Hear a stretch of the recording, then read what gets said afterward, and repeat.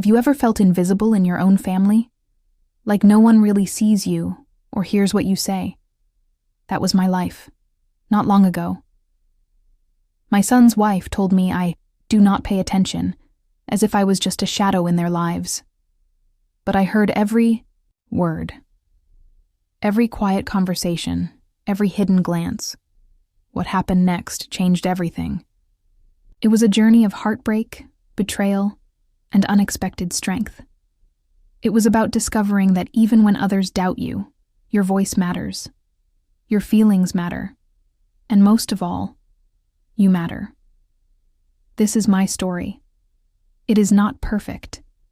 It is real, it is raw, and it is full of hope. Before we jump back in, tell me where you are tuning in from. And if this story touches your heart, please subscribe. Because tomorrow, I have saved something truly special just for you. My name is Claire. I am 58 years old, and I live in a quiet house at the edge of town. There is a rose bush by my kitchen window that I planted 20 years ago.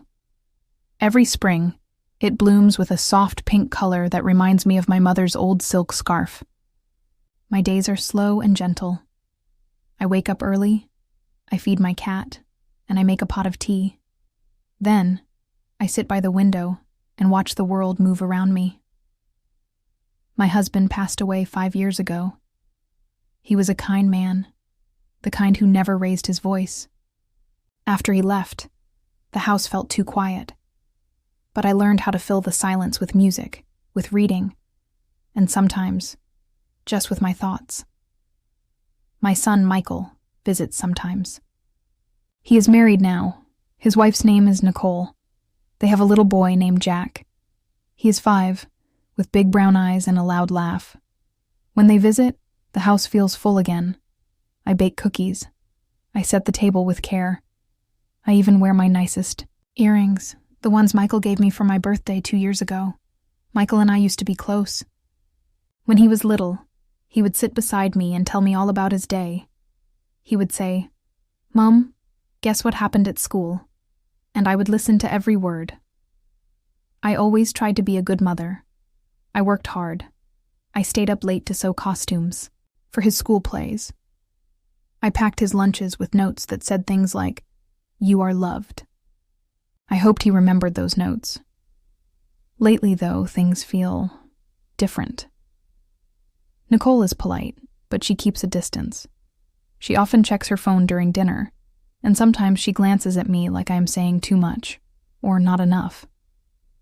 When I ask how she is doing, she says, "Fine. Nothing more." I try not to take it personally. Michael does not stay long when he visits. He always seems to be in a rush. He says things like, "Mom, we cannot stay too late," or "We have a busy week." I nod and smile. I tell him I understand.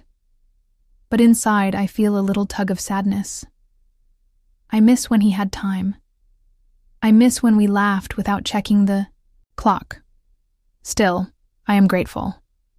I tell myself that this is just how life changes. Children grow, they make their own families. That is what I always wanted for him. Happiness, love, and a home of his own. My days are quiet, but they are peaceful. I read books. I garden. I volunteer at the local library every Wednesday. There is a girl there named Ellie who reminds me of myself when I was younger. She is shy, but she always says thank you when I help her find a book. That makes me smile. In the evenings, I light a candle and write in my journal. I write about the things I saw that day. A bird building a nest, the way the sunlight touched the kitchen floor, the laughter of a child at the park. I believe that beauty is in the little things. One evening, as I sat on my porch with a cup of chamomile tea, I thought about something Michael said during their last visit. Nicole had made a comment about my old television set. She laughed and said, "You really need to upgrade, Claire." I smiled and said, "It still works just fine." But I noticed how Michael did not say anything. He looked away. It was a small moment, but it stayed with me. Not because of the television, but because of the silence. That night, I lay in bed and stared at the ceiling. I wondered if I was becoming invisible to them. I wondered if they still saw me as the woman who raised Michael, or just as someone they had to visit now and then, like a task to check off a list. Still, I reminded myself that life was calm. My garden was blooming. My health was steady. I had tea, books, and memories. I had done my part as a mother. I had given love, even when it was hard. And so I whispered into the quiet night, "This is my normal life. It is not perfect, but it is mine." I did not know then that the peace I felt was just the calm before something much deeper, something I did not expect, something that would show me who truly saw me and who never did. I remember the moment clearly. It was a Sunday afternoon. The sky was clear and the air smelled like freshly cut grass. I had baked a lemon cake that morning, just the way Michael liked it when he was a boy. I used the old glass plate with the blue flowers around the edge. I even added a bit of powdered sugar on top, like I always used to do. Michael and Nicole were coming over with little Jack. I had set the table, fluffed the couch pillows, and even put on a soft yellow blouse that Nicole once said suited me. When they arrived, Jack ran straight into my arms. His laughter filled the hallway, and my heart felt full. I held him close, kissed his cheek, and told him I had a surprise waiting. He looked up at me with wide eyes and asked, "Is it cake?" I laughed and nodded. Michael followed behind with, "Nicole." He smiled, but it seemed smaller than usual. Nicole barely looked at me. She was holding her phone and scrolling through something as she walked in. I said hello. She said, "Hi, Claire," without looking up. It was not unusual for her to be distracted, but something in her tone felt different. A little colder, maybe. I brushed it off. People have off days. As we sat down to eat, I noticed small things. Nicole barely touched her food. She pushed the green beans to the side and ate only a few bites of chicken. Michael glanced at her once, then quickly changed the subject. I asked how work was going. Nicole said, "Busy, and nothing more." I asked about Jack's preschool. Michael answered, "It is fine," then looked at Nicole again. She gave him a look I could not understand. There was a tension in the air that had not been there before. It felt like I was sitting in the middle of a conversation they had already had, and one I was not supposed to hear. After lunch, I brought out the lemon cake. Jack clapped his hands and said, "Yay, grandma cake." That made me smile. Nicole, however, stood up and said, "Actually, I need to take a call." She stepped out onto the porch with her phone. I could hear her voice through the window. She was not whispering, but she was not loud either. It was the kind of voice someone uses when they think nobody is listening. I did not mean to eavesdrop. But her words reached my ears clearly, one sentence at a time. She talks too much. I know she means well, but honestly, it is exhausting. Then silence. Then another voice. Maybe her friend? I could not tell. "She never pays attention anyway," Nicole said. "She just smiles and nods. I think Michael is too polite to notice, but I see it." I froze. My hand was on the teapot, halfway to, pouring another cup. My heart began to beat harder. Louder. "She never pays attention." Those words echoed in my chest. I looked at Michael. He was helping Jack with his spoon, smiling gently. Did he hear her? Did he agree? I felt a strange heaviness settle into my body, like the air had changed. The room felt colder.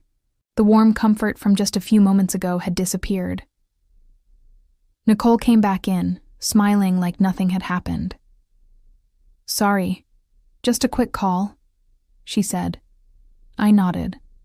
I smiled, but something had changed. For the rest of the afternoon I spoke, less. I watched more. I noticed the way Nicole looked around my home, not with warmth, but with something else, something distant. The way Michael seemed tired, distracted, like his thoughts were somewhere else. That evening, after they left, I sat down in the quiet. I looked at the empty plates, the crumbs from the cake, the napkins folded neatly on the table. I should have felt full, happy. But instead, I felt something strange.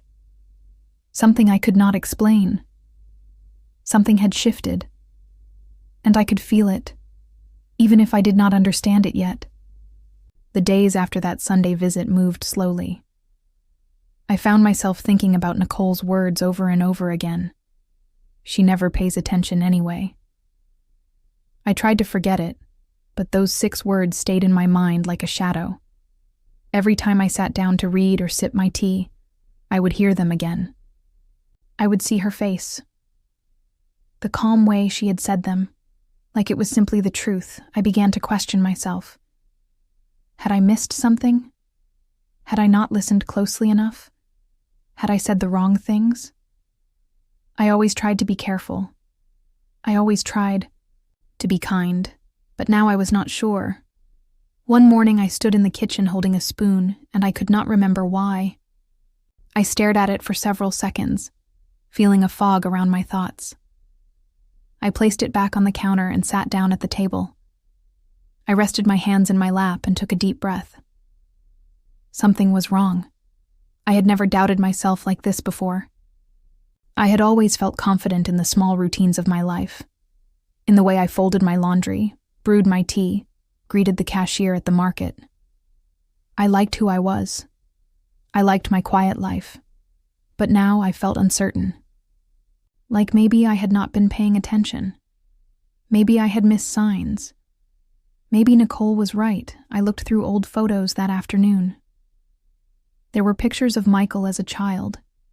His school play, his graduation, his birthday parties.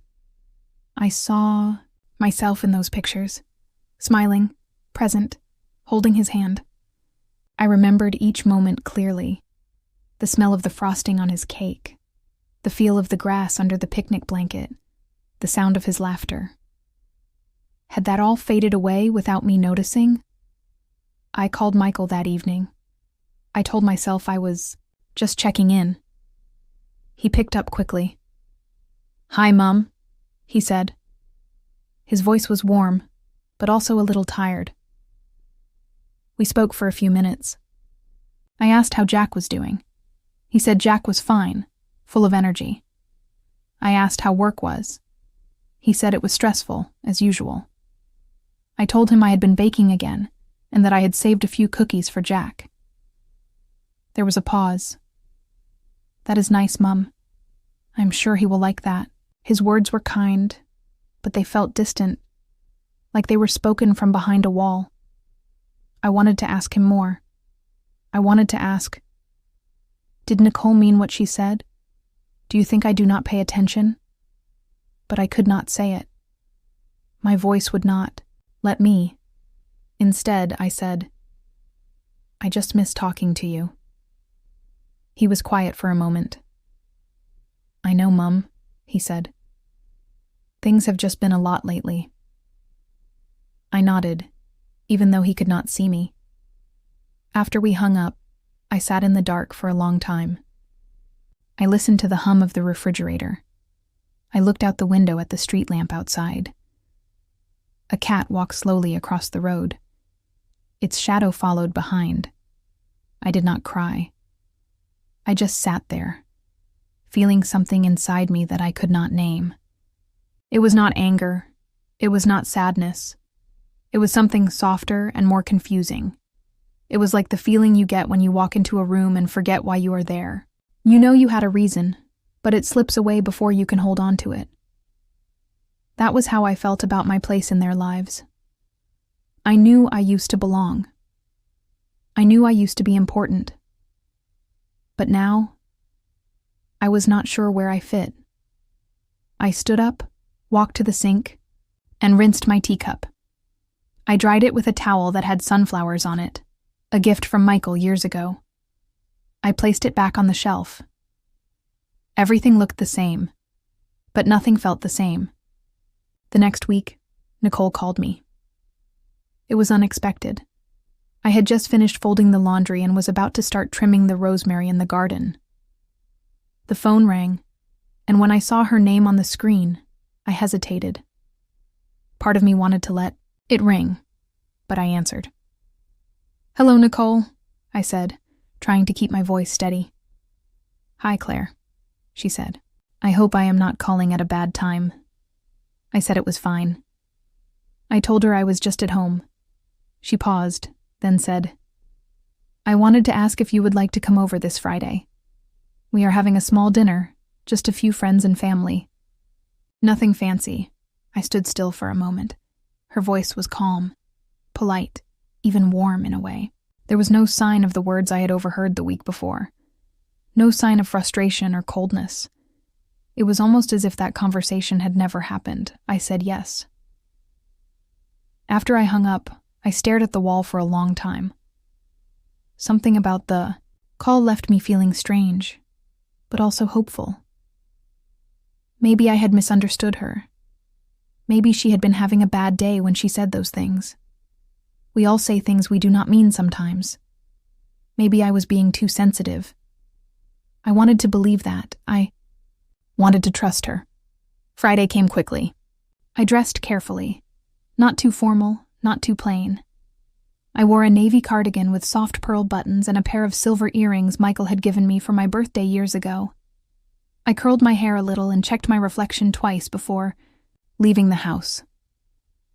When I arrived at their home, Nicole greeted me at the door. She smiled and said, "You look lovely, Claire."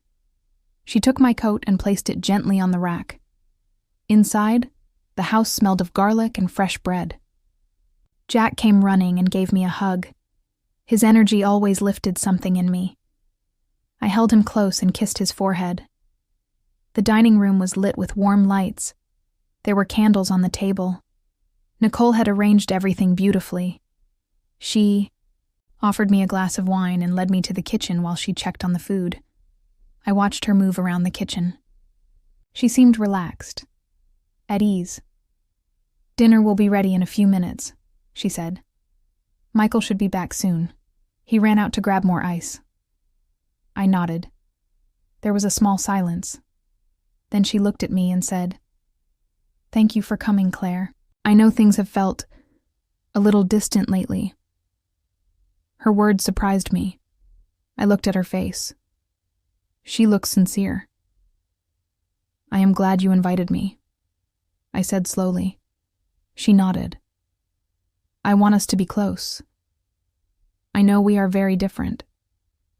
And sometimes I may seem sharp, but I really do want you to feel welcome here." I felt a wave of emotion rise in my chest. For a moment, I did not know what to say. "Thank you," I said. "That means a great deal to me." We both stood there, the air between us a little softer than before.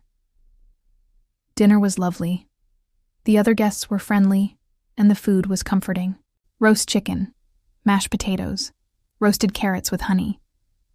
Nicole served each plate with care. Michael returned during the first course. He kissed Nicole on the cheek and ruffled Jack's hair. He smiled when he saw me and said, "Mom, I am glad you came." Later that night, as I sat in the car outside their home, I felt a mixture of emotions. Confusion still lived somewhere inside me, but something else had joined it. Hope. Maybe Nicole was trying. Maybe we could start again. Maybe I had held onto the wrong moment for too long. I wanted to trust her. I wanted things to feel right again. And for the first time in a long while, it seemed like they just might. The dinner with Nicole had given me a small sense of peace. I held onto it tightly in the days that followed. I tried to let it soften the memory of what I had overheard that Sunday afternoon. I reminded myself that people change, that hearts can open, that sometimes we hear things out of context, But something else happened that week. Something small. But it stayed with me. It was Tuesday morning. I went to the post office to send a package, a sweater I had knitted for Jack. The woman behind the counter, Margaret, had worked there for years. We often exchanged smiles and short conversations. This time she asked about my grandson. "He is growing so fast," I said with a smile, and full of questions. Margaret nodded, then said something that made my hand freeze over the package. "I saw Nicole at the market last week," she said casually. "She was with her sister, I think. They were talking about your house. I did not mean to listen, but I was right behind them in line." I looked up slowly. "My house?" Margaret looked unsure for a moment, then spoke carefully. "They said something about the value going up," she continued. "And Nicole said she hoped Michael could talk you into doing something smart with it." Then she laughed. She shrugged. "I am sure they meant nothing by it, but I thought you should know." I stood there, my fingers still pressed against the box. I could feel a cold knot forming in my stomach. "Thank you, Margaret," I said quietly. On the walk home, I felt the wind push against my coat. I clutched it tightly and moved slowly, each step heavier than the last. My mind raced with questions. Why were they discussing my house? What did she mean by something smart? Why did she laugh? I remembered the evening at their home, the candles, the roast chicken, the warm smile. I remembered her words. "I want you to feel welcome here." Was it all for show? I did not want to believe that. I wanted to believe in second chances. I wanted to trust that our family could be close. But Margaret had no reason to lie, and something in her voice had sounded honest. Concerned, even. I reached home, placed the package slip on the table, and sat down slowly. I looked at the teacup I had left in the sink that morning. The light outside was fading. The kitchen felt still. I picked up the phone and called my friend Ellen. She answered quickly. "Claire, what a nice surprise." We spoke for a few minutes about nothing important. The weather, the garden, the way time was moving too fast. This year. Then I told her what Margaret had said. There was a pause on the other end.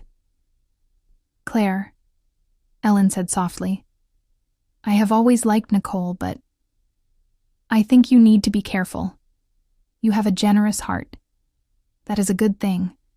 But sometimes people use that." I let her words settle in the quiet space between us. "Do you think they want something from me?" I asked. "I do not know," she said. "But I think you should start paying attention. Not just to their words, but to their actions. You have always been the one to give. Just make sure they are not only taking." After we hung up, I sat with her words for a long time. Something had shifted again. It was not just about the house. It was about trust, about patterns, about the way people can smile while hiding something behind their eyes. I stood up and walked to the window. The street outside was quiet. The sky had turned a soft blue-gray, like the calm before a storm. Remembered Nicole's laughter. I remembered how Michael had not looked me in the eyes during dinner. I remembered the weight in Margaret's voice. It felt like a whisper behind me. A whisper I could not ignore. It was a warning. And for the first time, I truly heard it. The next morning, I stood in the kitchen, holding a cup of warm tea in both hands. The steam rose gently, curling into the quiet air. I stared out the window, watching the leaves stir in the soft wind. The memory of Margaret's words still echoed in my mind. So did Ellen's warning, but I did not want to believe it. I did not want to think that Nicole or Michael could have hidden motives. I did not want to believe that kindness could be used as a mask. The thought alone made my chest tighten. Sat down at the table and took a slow sip. Maybe I was reading too much into things. Margaret might have misunderstood what she heard. People do that sometimes. And Ellen. She meant well, but she could be overprotective. She had never trusted Nicole completely, even in the early years. I reached for the notebook I kept beside the table. I flipped it open to my to-do list. Call, insurance company. Buy compost. Check car battery. I wrote these things down because they made the day feel normal, because they gave me something to hold on to. I decided I would not bring it up with Michael or Nicole. Not yet. I needed more time. I needed to believe that what I saw during that dinner, the warmth, the effort, was real.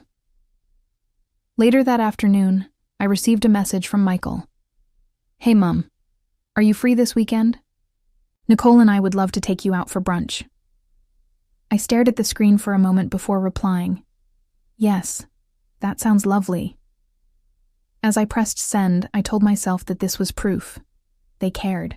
They wanted to spend time with me. Nicole had gone out of her way to make me feel welcome. Maybe I had overreacted. Maybe I was just feeling sensitive because of how quiet the house had been lately. On Saturday, they picked me up at 10. Jack was not with them. They said he had a birthday party to attend. The car ride was pleasant, filled with small talk about weather, school events, and local news. Nicole asked about my garden. Michael smiled when I mentioned the tomatoes had started to ripen. We went to a sunny little cafe on the edge of town. It had fresh flowers on each table and the smell of cinnamon in the air. I ordered French toast with berries. Nicole chose a salad. Michael had eggs and toast. We laughed about a story from Jack's school. Something about a missing backpack and a dog who stole it. It felt almost normal. Halfway through the meal, Nicole leaned toward me and said, Claire, we have been talking lately about your house. I froze. She smiled. Do not worry, nothing serious. We were just thinking. Maybe someday you could move closer to us. There is a lovely retirement community just a few minutes away. I forced a small smile. Michael added, It is just a thought. You know, less maintenance, more company. Easier for us to see each other too. I nodded slowly. That is something to think about. Inside, my heart was beating faster, but I kept my voice calm. I kept my face steady. I told myself not to jump to conclusions. People talk about these things. It does not mean anything more. After brunch, they dropped me back home. Nicole gave me a hug. Michael kissed my cheek. I waved as the car pulled away.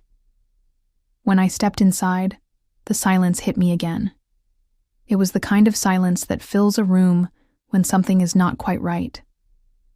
I stood in the hallway, keys still in my hand, and let out a breath I did not know I had been holding. I wanted to trust them. I wanted to believe the best. So I told myself it was all fine. I told myself they loved me. I told myself to ignore the weight I felt in my chest. Because if I faced it too soon, I was afraid of what I might find. It started with small moments, quick glances, a shift in posture, a smile that felt just a little too practiced. Nicole had always been polite. Her tone was calm. Her words were measured. But after that brunch, I began to notice something different. Or perhaps it had always been there, and I had only just begun to see it. I visited their home on a Wednesday afternoon. Jack had asked me to come help him with a school project, a handmade solar system model. I was happy to say yes. I brought paints, glitter, and string. The kind of simple things that make a child's face light up. When I arrived, Jack ran to the door and threw his arms around me. Grandma, I saved Jupiter for you. His joy warmed my heart. I followed him inside, carrying the craft supplies. Nicole was in the kitchen, slicing cucumbers. Hello, Claire, she said, with a quick smile. Glad you could make it. Thank you for having me, I replied gently. She nodded but did not say much more. I set up the project on the dining table with Jack. We laughed as the glue stuck to our fingers and bits of glitter floated through the air like tiny stars. He was so proud of our creation. I felt something real and bright in that moment, something I wanted to hold on to. Later, while Jack was washing his hands, I walked into the kitchen to put away the paints. Nicole stood by the sink wiping down the counter. She glanced at me. Just briefly. But something in her eyes made me pause. It was not anger. Not exactly. It was calculation. As if she was studying me. As if she was measuring something I could not see. "Jack really loves spending time with you," she said, still not looking up. "I love spending time with him too," I replied. She smiled again, tight, brief. Then she went back to wiping the counter, even though it was already clean. I tried not to read too much into it. I returned home that evening, feeling both full and empty. Full from the joy of the afternoon with Jack. Empty from the growing sense that something beneath the surface was shifting. The next day, I went to the supermarket. As I placed apples into a paper bag, I heard two women talking near the bread section. I did not mean to listen, but I heard Nicole's name. My ears tuned in before I could stop myself. "I heard Nicole might be managing Claire's affairs soon," one of the women said. "Her husband says it is time to get things in order." "Smart," the other replied. "With a house that size, you do not want things left messy." I stood frozen for a moment. My heart began to beat faster. I forced myself to finish my shopping, even though my hands trembled slightly as I picked up the milk. That night, I lay in bed, staring at the ceiling. I tried to remember the last time Nicole had looked at me with warmth. Real warmth. Not the practiced kind. Not the polite smile. I thought back to when Jack was a baby. Nicole was different then. Tired, yes, as all new mothers are, but softer. I remembered the way she once handed me a blanket for the rocking chair and said, "You always know how to calm him." There had been something honest in her voice, that day. But now, when she looked at me, I felt like I was being assessed, watched, as though I were a puzzle she was trying to solve, or a problem she was trying to fix. I turned onto my side, pulling the blanket up to my chin. Maybe I was imagining it. Maybe I was just letting little things grow too large in my mind. But I could not shake the feeling. The way she looked at me, it was no longer with warmth. It was no longer with curiosity. It was something else entirely. And the more I noticed it, the harder it became to pretend it was not there. It had been building inside me like a slow storm. The glances, the strange silences, the conversations I was not supposed to hear. Every day added another drop to the rising tide of doubt in my heart, and I could not hold it in anymore. It happened on a quiet Friday. Jack was at school. Michael was at work. Nicole had invited me over for lunch. I told myself this would be a normal visit.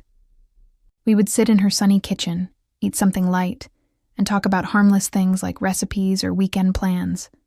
But deep down, I knew I had reached the edge. I arrived at noon. Nicole greeted me at the door with a smile that looked soft at first, but disappeared quickly. She wore a pale green sweater and her hair was pulled back neatly. Her home looked perfect, as always. The table was already set. There were little sandwiches on a wooden board, sliced fruit in a glass bowl, and tea steeping in a ceramic pot. It looked like a picture from a magazine. Too perfect, too prepared. We sat down, and for a few minutes, we spoke like nothing was wrong. She told me Jack had gotten a gold star in science. I congratulated her. I complimented the tea. She told me it was lavender with lemon. Good for stress, she added, smiling just a bit too much. That was when I looked at her directly and said very calmly, "Nicole, Can I ask you something? Her hands paused midair, just above the teacup. Of course, she said. I took a slow breath. My voice felt tight in my throat. I keep hearing things, small things, from friends, from neighbors. I hear that you and Michael have been talking about my future, about my home, about managing my affairs. Nicole set her cup down. There was a pause. A long one. She looked at me, and this time it was not soft or polite. It was guarded. Well, she said slowly, we are just thinking ahead. Michael and I worry about you, Claire. You are on your own in that big house. What if something happens? What if you fall and cannot reach your phone? I appreciate your concern, I said, keeping my tone steady. But that is not what I asked. She leaned back in her chair, her eyes not leaving mine. You want to know if we have been discussing your estate, your finances, your house. Yes, I said. She sighed. Claire, you are part of our family. Of course we think about your future. We want to make sure things are in order. We are not trying to take anything from you. Her voice was calm, her hands folded neatly in front of her. But I saw something behind. Her eyes, control, assurance, a kind of cold planning that made my skin prickle. I never said you were trying to take anything, I replied. But I would like to be part of those conversations. I would like to know when my life is being discussed. Nicole gave a short laugh. Not cruel, just sharp. Claire, you know how emotional these topics can be. We were trying to protect you from stress. I am not fragile, I said, more firmly now. I may be older, but I am not confused. I hear things. I see things. She blinked. For a moment, there was a flicker of something. Annoyance? Disbelief? Then she smiled again. I am sorry if you feel left out, she said. We only want what is best for you. I did not reply. I simply nodded and reached for my cup of tea. The conversation moved on, but I was not truly present, because I knew now. Nicole had not denied it. She had not hidden it. In fact, she had spoken with such calm certainty that it made me wonder how many other decisions she had made without me. As I left her house that day, I walked a little slower. The air outside felt heavier. The sky was gray and still. I had asked her the truth, and in her carefully chosen words, I had found it. That night, sleep did not come easily. I turned off the lights at 10, but I lay in bed for hours, staring at the ceiling. Every time I closed my eyes, I saw Nicole's face. Her voice echoed in my head. We only want what is best for you. Those words, so simple on the surface, felt like something else underneath. I kept thinking, if she truly cared, why did it feel so cold? I turned over in bed, then again. I fluffed the pillow, pulled the blanket up to my chin, kicked it off again, then reached for my phone. It was 2:30 in the morning. I opened the Photos app. I looked through old pictures. Jack as a toddler, standing in the garden with a watering can. Nicole smiling at a family picnic. Michael grilling hamburgers, waving a spatula like a magician. They looked happy. I remembered those days. I remembered how Nicole used to thank me every time I brought over groceries or folded the laundry while she napped. She used to call me her extra pair of hands. When had I become a burden? I stared at one photo longer than the others, one from Jack's 3rd birthday. He was covered in chocolate frosting, laughing, while Nicole and I held him between us. Back then, I felt needed. Now, I felt tolerated. I set the phone down and stared at the ceiling again. My thoughts would not stop circling. What were they really planning? Were they already preparing paperwork? Discussing power of attorney? Talking to lawyers? Why had Michael not brought any of this up with me himself? He used to be so open. He used to call me every Sunday. We used to talk about everything. He used to ask for my advice. But over the last year, the calls had become shorter, less personal. He would ask how I was, then quickly switch to updates about work or Jack's school. And now, this. My mind spun in all directions. I tried to calm myself. I tried to be reasonable. Maybe I was overreacting. Maybe they truly were just trying to plan ahead, like Nicole said. But then why did it feel so secretive? Why did I feel like I was being watched instead of cared for? At 4 a.m, I got out of bed and walked to the kitchen. I made a cup of warm milk and stood by the window, looking into the darkness. The street was silent.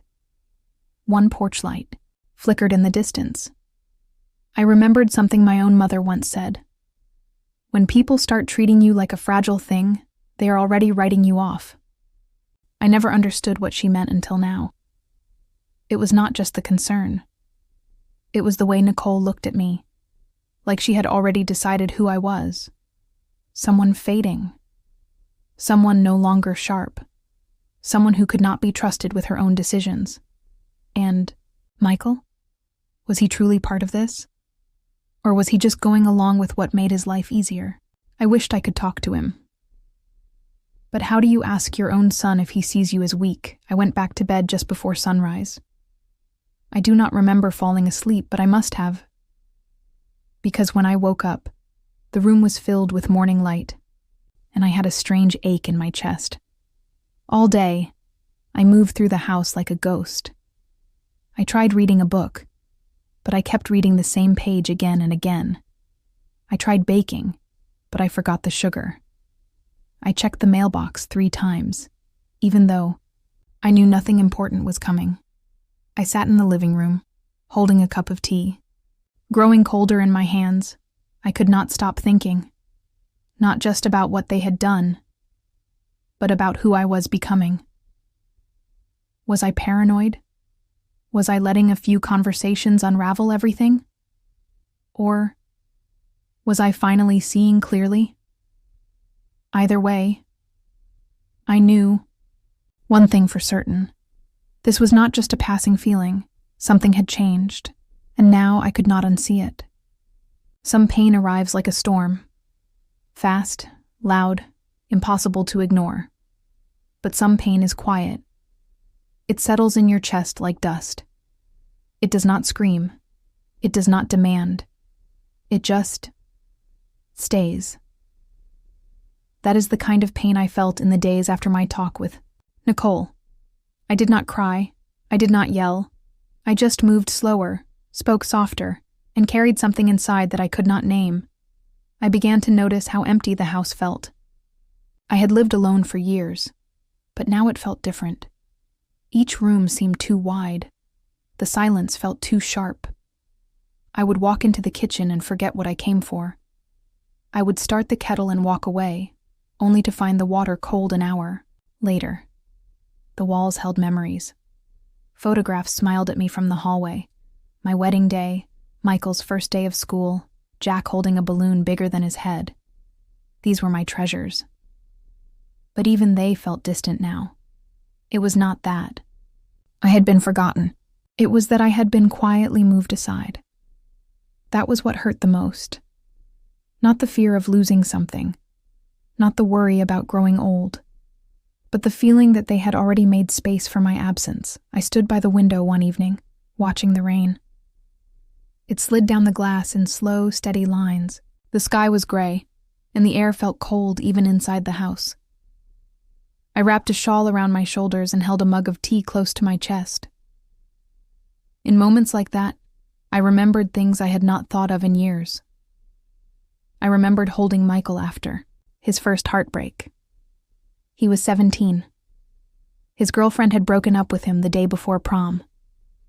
He cried in my arms, and I whispered, "You are still whole." even when others walk away. Now I wondered if he remembered that moment. Did he think of me as the same mother? Did he still see me? Or was I just part of a list?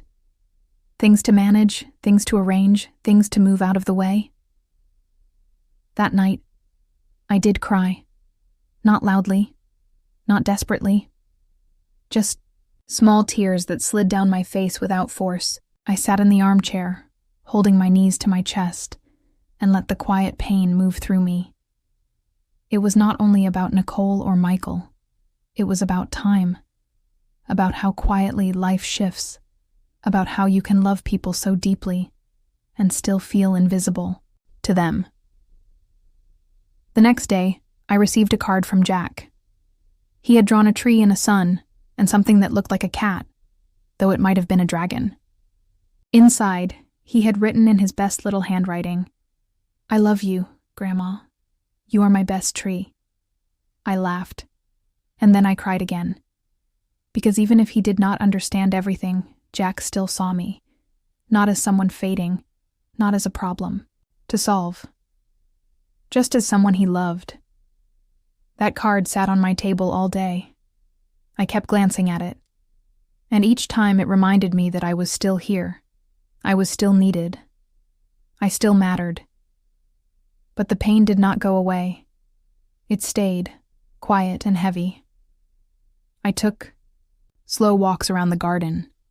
I cleaned out drawers that had not been opened in years. I listened to old songs on the radio. I cooked meals for one and set the table anyway. I was trying to hold on to myself, trying not to disappear inside the pain, because I knew if I allowed it to grow too large, I might forget who I was before this silence began. So I let myself feel it, every ache, every memory, every quiet moment. I let it settle. Because sometimes the only way to carry pain is to stop fighting it. Days passed like quiet waves, but inside me, the storm grew stronger. I knew I could no longer carry the weight of silence. I needed an answer. I sat at the kitchen table early one morning, my hands wrapped around a cup of coffee. The steam rose, gently, but it did not warm the cold knot tightening in my chest. My thoughts raced back and forth, restless and unsteady. I looked at the phone.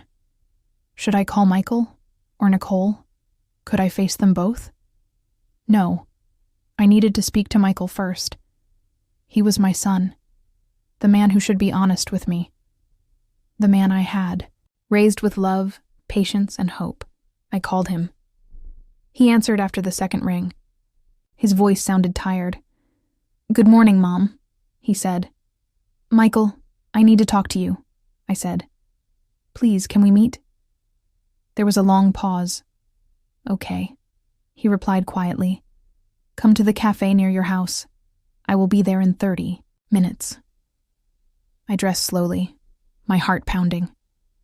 I wondered how I would find the courage to say what had been sitting in my chest for weeks. The words were sharp and heavy, but I knew they could no longer stay hidden. At the cafe, Michael was already waiting. His face was serious, but his eyes held something soft, maybe regret. We sat down at a small table by the window. Outside, people passed, unaware of the quiet drama unfolding inside. I took a deep breath. "Michael, I need to know the truth." He looked away for a moment, then back at me. "What truth?" he asked. "The truth about what is happening, about the plans you and Nicole are making without me, about why I feel like I am being pushed aside." His jaw tightened. "Mom, it is not like that." "Then why do I feel invisible? Why does it seem like you do not want me involved in your decisions?" He sighed. "It is complicated." I waited. Michael looked down at the table and then back up. "Nicole and we have been worried about you, about your health, about your future. We want to protect you." "Protect me?" I repeated softly. By making decisions without me?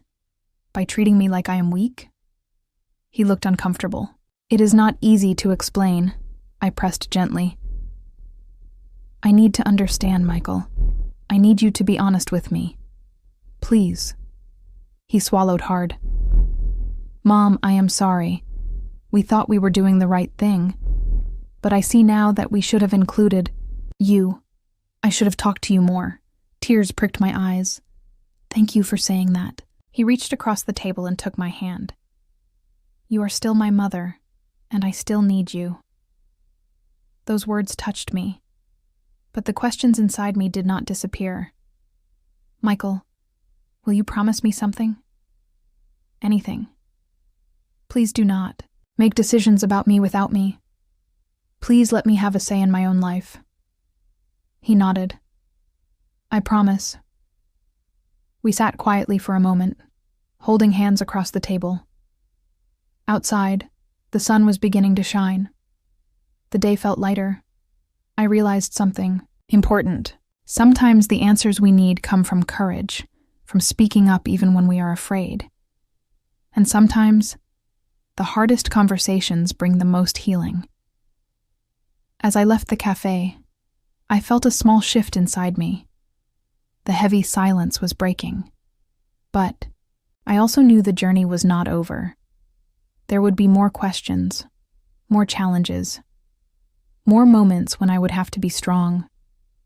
But for the first time in a long while, I felt hope. Hope that I could find my voice again. Hope that my family could see me, truly see me, for who I am. I took a deep breath and walked home, ready to face whatever came next. The days after my conversation with Michael were filled with restless thoughts. I kept replaying his words in my mind, trying to make sense of everything. But the truth was still unclear, hidden behind walls of silence and secrets. One afternoon, the lawyer called me. He said it was time to come to his office. I felt a strange mix of anxiety and curiosity. The will, the last piece of the puzzle. Maybe the answers I needed were there. I arrived at the lawyer's office. The room was quiet and serious, filled with books and papers. Mr. Harris greeted me with a kind smile. He was a man of few words, but his eyes showed understanding. Mrs. Collins, he said, we are here to read your late husband's will. This is an important moment. I nodded. My heart beat fast. We sat down at a large table. Mr. Harris opened the thick folder and began to read aloud. As for my estate, he said, I leave the family home to my wife, Margaret Collins. A small relief washed over me. At least that part was clear. He continued, to my son, Michael Collins, I leave the shares in my company, with the condition that he includes his mother in all business decisions. I raised my eyebrows. That was unexpected. To my daughter-in-law, Nicole Collins, Mr. Harris said carefully, I leave a sum of money to support her education and personal development. I felt a flicker of surprise and confusion. The remainder of my estate, he added, will be held in trust for my grandchildren, with my wife as the trustee. I looked up at Mr. Harris. Trustee? That means you will manage the trust until the grandchildren are old enough, he explained. I thought about that for a moment. It was a big responsibility, but it was also a sign of trust, of respect. As Mr. Harris finished reading, I felt a new clarity. The will showed that my husband had planned carefully. He had thought about me, Michael, Nicole, and the children. But it also revealed something else. He had seen the need to protect the family, but also to include me. He had given me power, and with that power came responsibility. I felt a quiet strength growing inside me. It was not the strength of anger or bitterness. It was the strength of understanding. My husband had known things I did not. He had seen challenges ahead. He had trusted me to face them. I thought about Michael's words at the cafe, about Nicole's concerns. Maybe they had been trying to protect me, in their own way, but they had forgotten to include me, to listen to me. That silence had hurt me deeply. Now, with the will in my hands, I felt the chance to speak up, to be part of the family decisions, to protect what mattered to me. After the reading, Mr. Harris handed me a copy of the will. "If you have any questions, please do not hesitate to contact me." I thanked him and left the office. Outside, the sun was warm. The sky was clear. It felt like a new beginning. I walked slowly to my car, thinking about the road ahead. There would be difficult conversations. There would be moments of doubt, but I was ready, because now I finally understood. I was not alone. I was not powerless. I was part of the family story, in a new way, and I would face the future with open eyes and an open heart. That night, I sat by the window again, watching the stars. I felt a quiet peace, feeling that I was finally seeing things clearly, and that I was ready to move forward. No longer invisible, no longer silent. I whispered to myself, "I will find my voice." And for the first time in a long time, I believed it. The moment I decided to walk away was not sudden.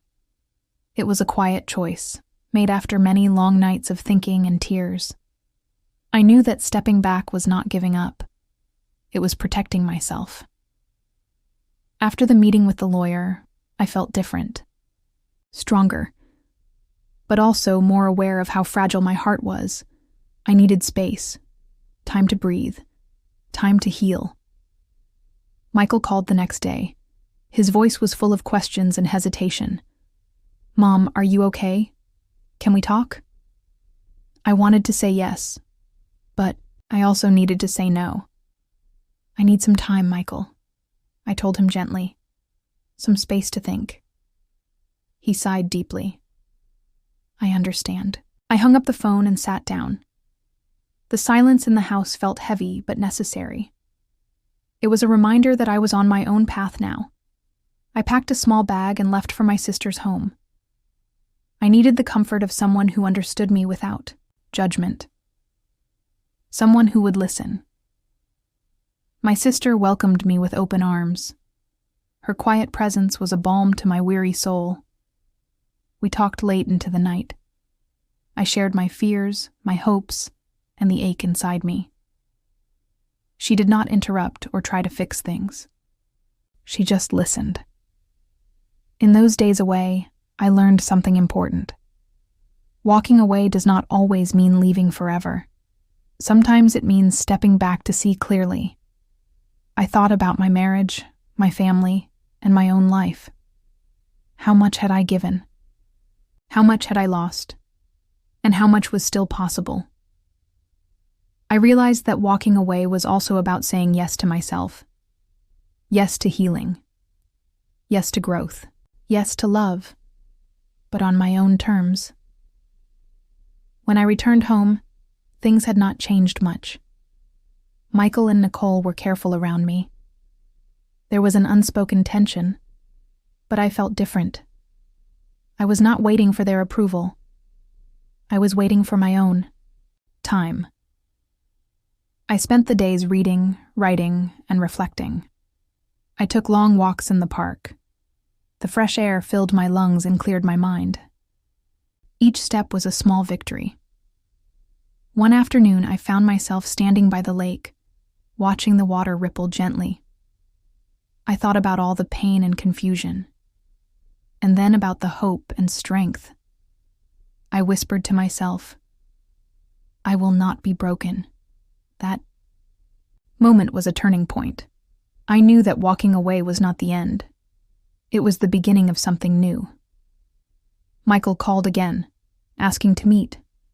I agreed, but this time I was calm, ready. When we met, I looked him in the eye. "Michael," I said, "I walked away because I needed to find myself. But I am not gone. I am still here. And I want to build something better. He nodded slowly. I am sorry, Mom. I did not realize how much I hurt you. I know, I said. But we have to move forward. Together. With honesty. The road ahead would not be easy. There would be hard days and hard talks, but I was no longer afraid. I was walking toward my own future, one step at a time, and that was enough. Even after I chose to walk away, the pain did not disappear. It stayed with me, like a shadow following my every step. I thought time would heal everything quickly, but some wounds take longer to close. I woke up most mornings with a heavy heart. The silence in the house was louder than ever. The rooms felt emptier, and memories came rushing back without warning. Sometimes, I caught myself staring at old photos or mementos from happier times. Each one was a bittersweet reminder of what had been lost. I tried to keep busy. I cleaned the house, cooked meals, and even started reading new books. But inside, the ache remained. It was a quiet pain, not sharp or loud, just a constant weight on my chest. Friends would ask how I was doing. I smiled and said, I am fine. But I knew that was not true. I was surviving, not thriving. I was holding myself together, but only just. The nights were the hardest. When the world outside was dark and still, my thoughts grew louder. I would lie awake, replaying conversations, imagining different outcomes, and wondering if I had made the right choices. One night, the tears came without warning. I cried for the mother I wanted to be. I cried for the family I hoped to keep. I cried for myself, for the woman who felt invisible and unheard for so long. But even in that pain, I found a strange kind of strength. The tears were not just sorrow. They were healing. They were a release of all the hurt I had carried silently for years. I began to understand that pain does not have to control me. It can be a teacher. It can show me where I am vulnerable and where I am strong.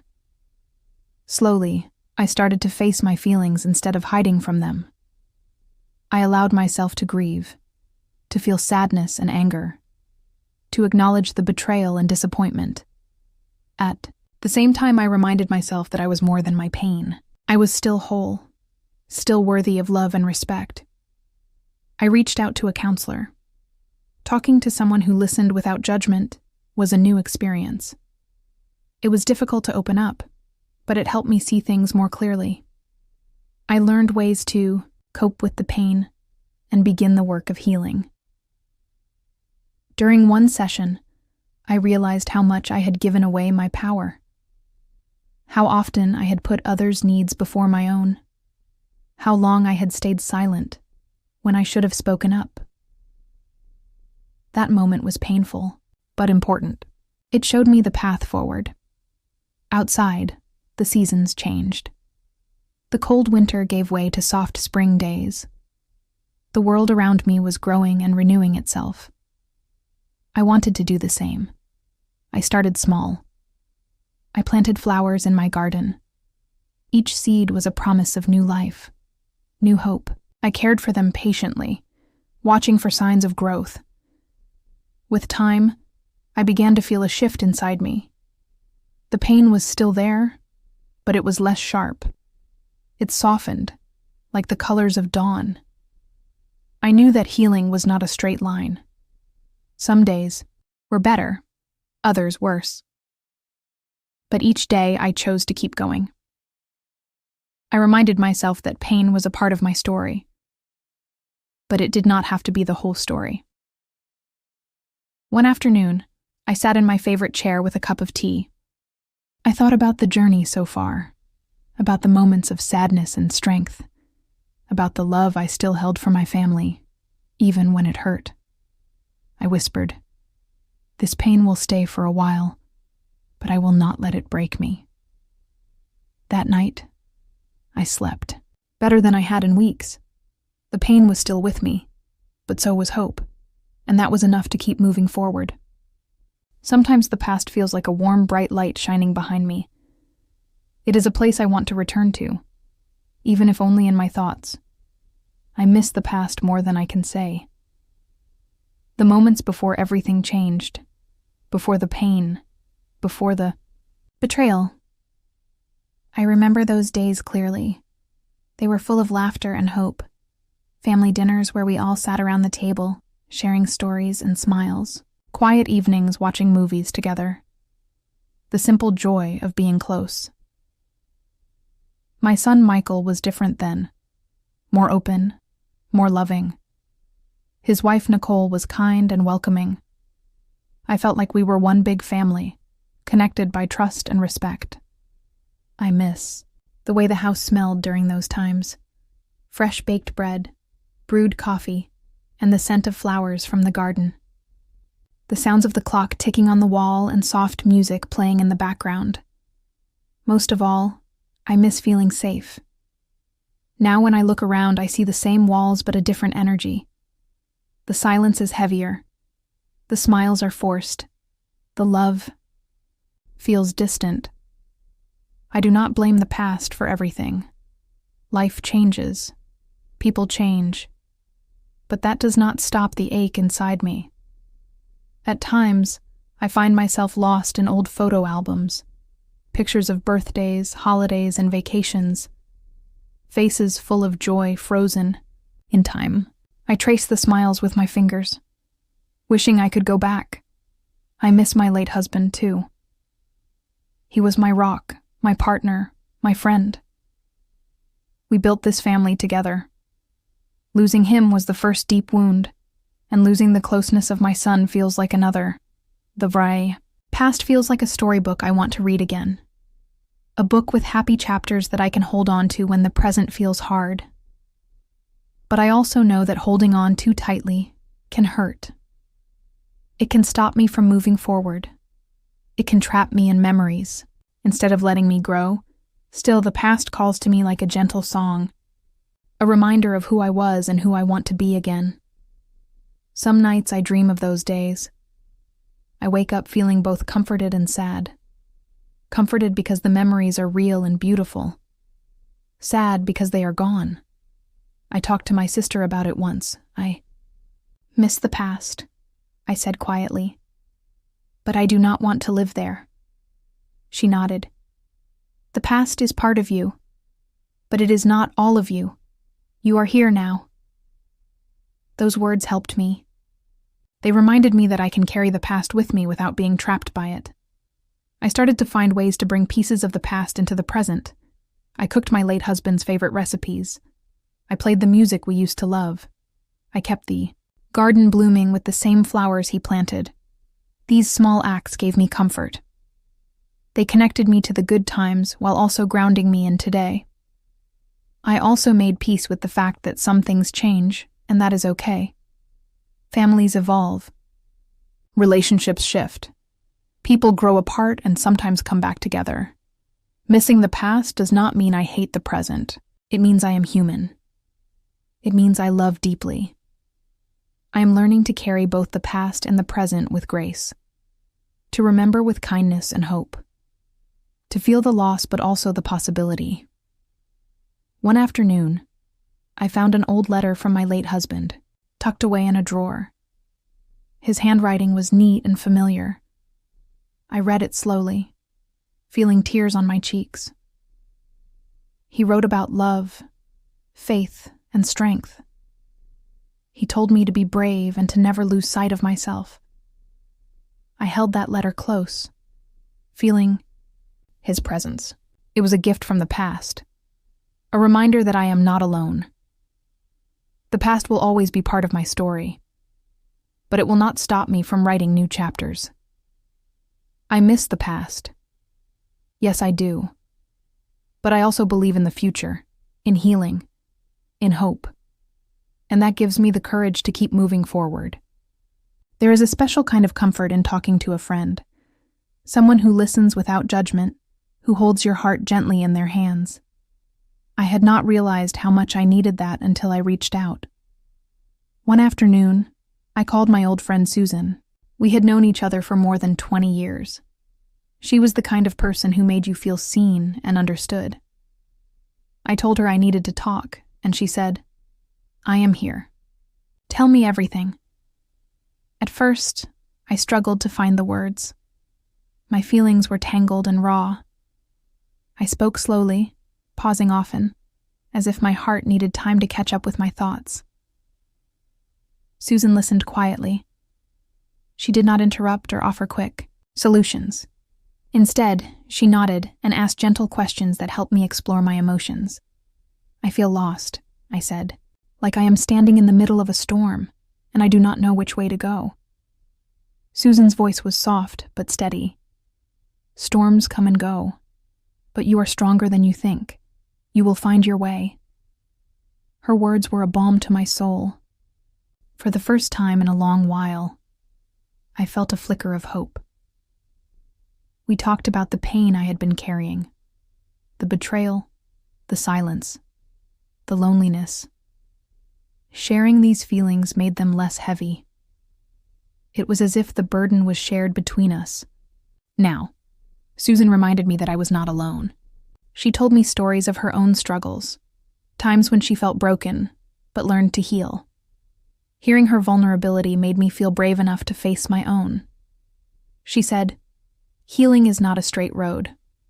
There will be good days and bad days, but every step forward is a victory." That idea stayed with me. I began to see healing as a journey, not a destination. I could be patient with myself. Talking to Susan also helped me remember my worth. She reminded me of my strengths, my kindness, my resilience, my courage. She said, "You are not defined by what others think or say.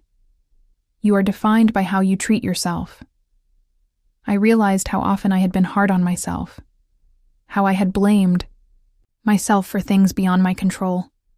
Her words helped me start letting go of that blame. We laughed too. Susan's sense of humor was a light in the darkness. We shared memories from our younger days, silly moments that made me smile. That day, I felt lighter. The knot of sadness loosened just a little.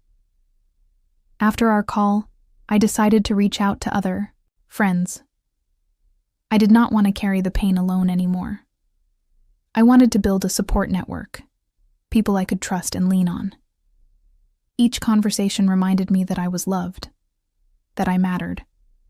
I learned to ask for help instead of hiding my feelings. That was a big change for me. Sometimes friends would just sit with me in silence. That silence was not empty. It was full of understanding and presence. It was a reminder that sometimes words are not needed to heal. I also began to talk more openly with my son, Michael. Our conversations were cautious at first, but with time, they grew more honest. I told him about my feelings without blaming. I listened to his perspective too. It was difficult, but necessary. Susan encouraged me to keep those lines of communication open. "Family is complicated," she said, "but love can still find a way." I am learning that healing relationships takes patience and courage. It is not about perfection, but about trying. Talking to a friend helped me feel less isolated. It gave me strength to face each day with more hope. I realized that we do not have to carry our pain alone. Reaching out is a sign of courage, not weakness. As I continue this journey, I know I will need support. I will need friends who listen and love me through the hard times, and I will be that friend for others too. The power of connection is real. It can heal wounds, build bridges, and light the darkest paths. I am grateful for Susan and the friends who stand beside me. Their kindness reminds me that I am not alone. In this shared strength, I find new hope. I find the courage to keep moving forward. Saying goodbye is never easy. It feels like closing a door on something once dear, a chapter of life I thought would never end. But sometimes, goodbye is necessary. It is a way to protect my heart and find peace. I remember the day I made the decision. The air was cool and the sky was soft gray. I sat by the window, watching the world move quietly outside. Inside, I felt a storm of emotions: sadness, fear, relief, and hope all mixed together. My son Michael and I had been distant for months. The silence between us was heavy. Words that once flowed freely now felt like stones in my throat. I tried to reach him, but he pulled away. I tried to understand, but the walls grew higher. Nicole, his wife, had changed too. Her cold glances and sharp words cut deeper than I wanted to admit. She said I did not pay attention, as if I were invisible in my own family. That hurt more than I could say. I realized that holding on to what was, the hope of a close family, the memories of love, was keeping me trapped in pain. I needed to let go, to say goodbye to what could not be healed. It was not a sudden decision. It came after many quiet nights, tears shed in silence, and long talks with Susan, my friend. She helped me see that saying goodbye did not mean giving up on love. It meant choosing my well-being. So I wrote a letter. Writing the letter was both difficult and freeing. I poured my heart onto the paper, sharing my feelings honestly but gently. I told Michael how much I loved him, how deeply I cared. But I also explained that I needed space to heal. I wrote to Nicole too, not with anger, but with a wish for understanding. I told her that I hoped one day we could find peace, even if we were apart now. After I finished, I read the letters aloud to myself. My voice shook, but I felt a strange calm. It was like releasing a heavy weight. I sent the letters the next morning. Then I waited. The days that followed were quiet. I did not expect immediate answers or forgiveness. I knew healing takes time. I spent those days focusing on myself. I took long walks in the garden, feeling the earth beneath my feet. I cooked meals that reminded me of better times. I read books that gave me comfort and strength. I allowed myself to cry without shame. I let the sadness wash over me, knowing it was part of the healing. I also started writing in a journal. Each night, I wrote about my thoughts and feelings. It helped me process the goodbye I was living. Saying goodbye meant accepting that some things cannot be fixed right away. It meant protecting my heart from further harm. But it also opened a door to new possibilities. I realized that goodbye was not the end of my story. It was a pause, a moment to breathe and regroup. Over time, I began to feel lighter. The pain did not disappear, but it softened. I found small joys in daily life again. The warmth of the sun, the laughter of a child, the quiet beauty of a blooming flower. I learned that saying goodbye is an act of courage. It takes strength to let go of what we love when it hurts us. I am still learning how to live with this goodbye. Some days are harder than others. But each day, I choose to keep moving forward. I want Michael and Nicole to know that my love remains, but I also want them to understand that I must take care of myself now. Saying goodbye taught me the value of boundaries. It showed me that love can be kind, even when it means distance. I believe that in time, healing will bring us back together in a new way. Or perhaps it will guide us to paths that are better for each of us. For now, I hold on to hope. Hope that this goodbye will lead to peace. I say goodbye not with bitterness, but with love. Not with anger, but with understanding. I'm grateful for the chance to say what I feel, to honor my heart, to choose myself. Goodbye is hard, but sometimes it is the first step toward freedom. Being alone can feel heavy. The silence fills the spaces where voices once lived. At first, it is hard to breathe without the sound of laughter or the presence of family close by. But over time, I learned that being alone is not the same as being lonely. After I said goodbye, the house felt emptier. I noticed how quiet the rooms were without Michael and Nicole's presence. The walls seemed to hold their memories, and I felt like a guest in my own home. I walked slowly through each room, touching things that reminded me of the past. Photos, letters, small gifts. They told a story of love and pain. I could not help but feel sadness, but I also felt a strange kind of peace. I learned to enjoy my own company. At first, it was uncomfortable. I was used to filling my days with the needs of others, with conversations and shared meals. Now, I had time to listen to my own thoughts. Sometimes, I sat by the window with a cup of tea, watching the world outside. The trees swayed in the wind. Birds sang quietly.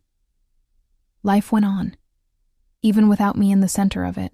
In those moments, I realized that being alone gave me a chance to reconnect with myself, to remember who I was beyond the roles I played: mother, wife, grandmother. I started to notice small things that brought me joy. The warmth of sunlight on my skin, the smell of fresh bread baking, the softness of a blanket on a cold night. Allowed myself to rest, to breathe, and to heal. I took long walks in the park, feeling the earth under my feet. The rhythm of my steps was calming. I also began to explore new interests. I picked up a book I had wanted to read for years. I tried painting again, something I had given up when life became busy. Being alone gave me space to dream again, to think about what I wanted for my future. At times, the loneliness still crept in. On quiet nights, tears would fall without warning. Memories of happier times would visit like ghosts. But I did not run from those feelings. I let them come and go like waves in the ocean. I found comfort in writing. My journal became a friend I could trust. I wrote about my fears, my hopes, and my dreams. Putting my feelings on paper made them less scary. Slowly, I started to rebuild my life, brick by brick. I made small plans for each day. A phone call to a friend, a visit to the market, a walk in the garden. I began to appreciate the freedom that came with being alone. Freedom to make my own choices, to live by my own rules. I learned to be gentle with myself, to forgive my mistakes and to celebrate my strengths. Being alone was not a punishment. It was a gift, a chance to grow, to heal, and to find my own voice. I discovered that I could be whole on my own, that my happiness did not depend on others. I still loved my family. That love did not disappear, but I no longer needed their approval or presence to feel complete. In solitude, I found strength I did not know I had. I learned to stand tall, even when the world felt uncertain. Being alone allowed me to listen deeply to my heart, to understand what I truly wanted from life. It was a slow process, like watching a flower bloom in spring. Patience and care were needed. I am still learning, still growing, but I am no longer afraid of being alone. This time alone has taught me about resilience, about hope, about the power of self-love. I know now that I am enough, just as I am, and that is a beautiful thing. I am not the same woman I once was. The experiences I have lived through have changed me in ways both quiet and profound. When I look in the mirror, I see a reflection shaped by pain, growth, and newfound strength. I carry scars, yes, but they remind me that I survived. Change is not always easy to accept. At times, I have felt lost in the person I am becoming. The woman I was before seems far away, like a distant memory. Yet, I also know that this new version of myself is someone I can trust and respect. The journey to this point has been slow.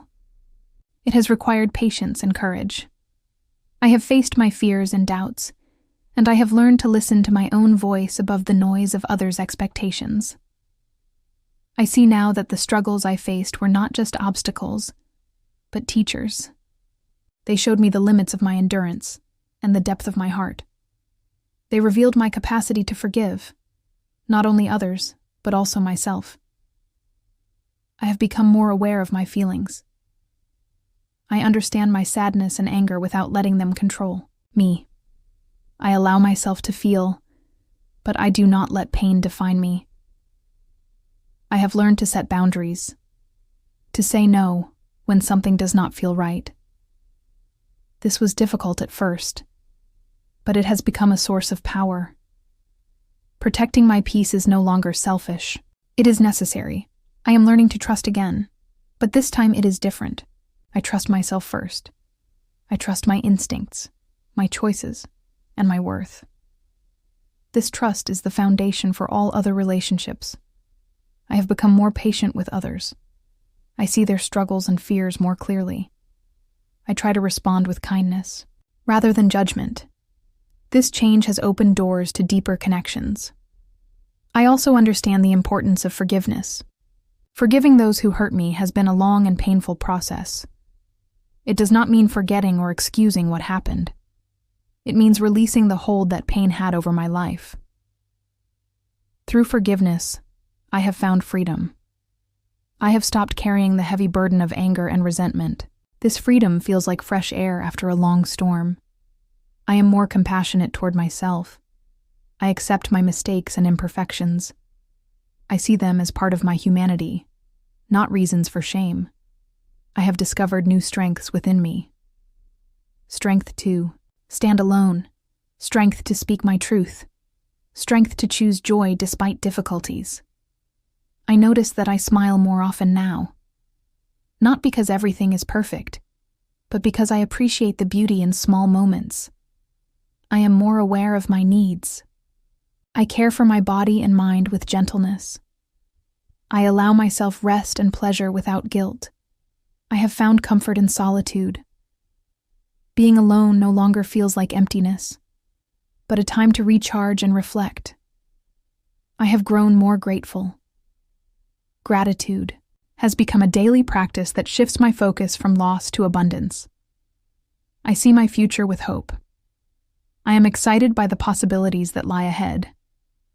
I know that I am capable of creating a life filled with meaning and joy. I am not the same, but that is a good thing. I have shed old fears and limitations. I have embraced my truth and my power.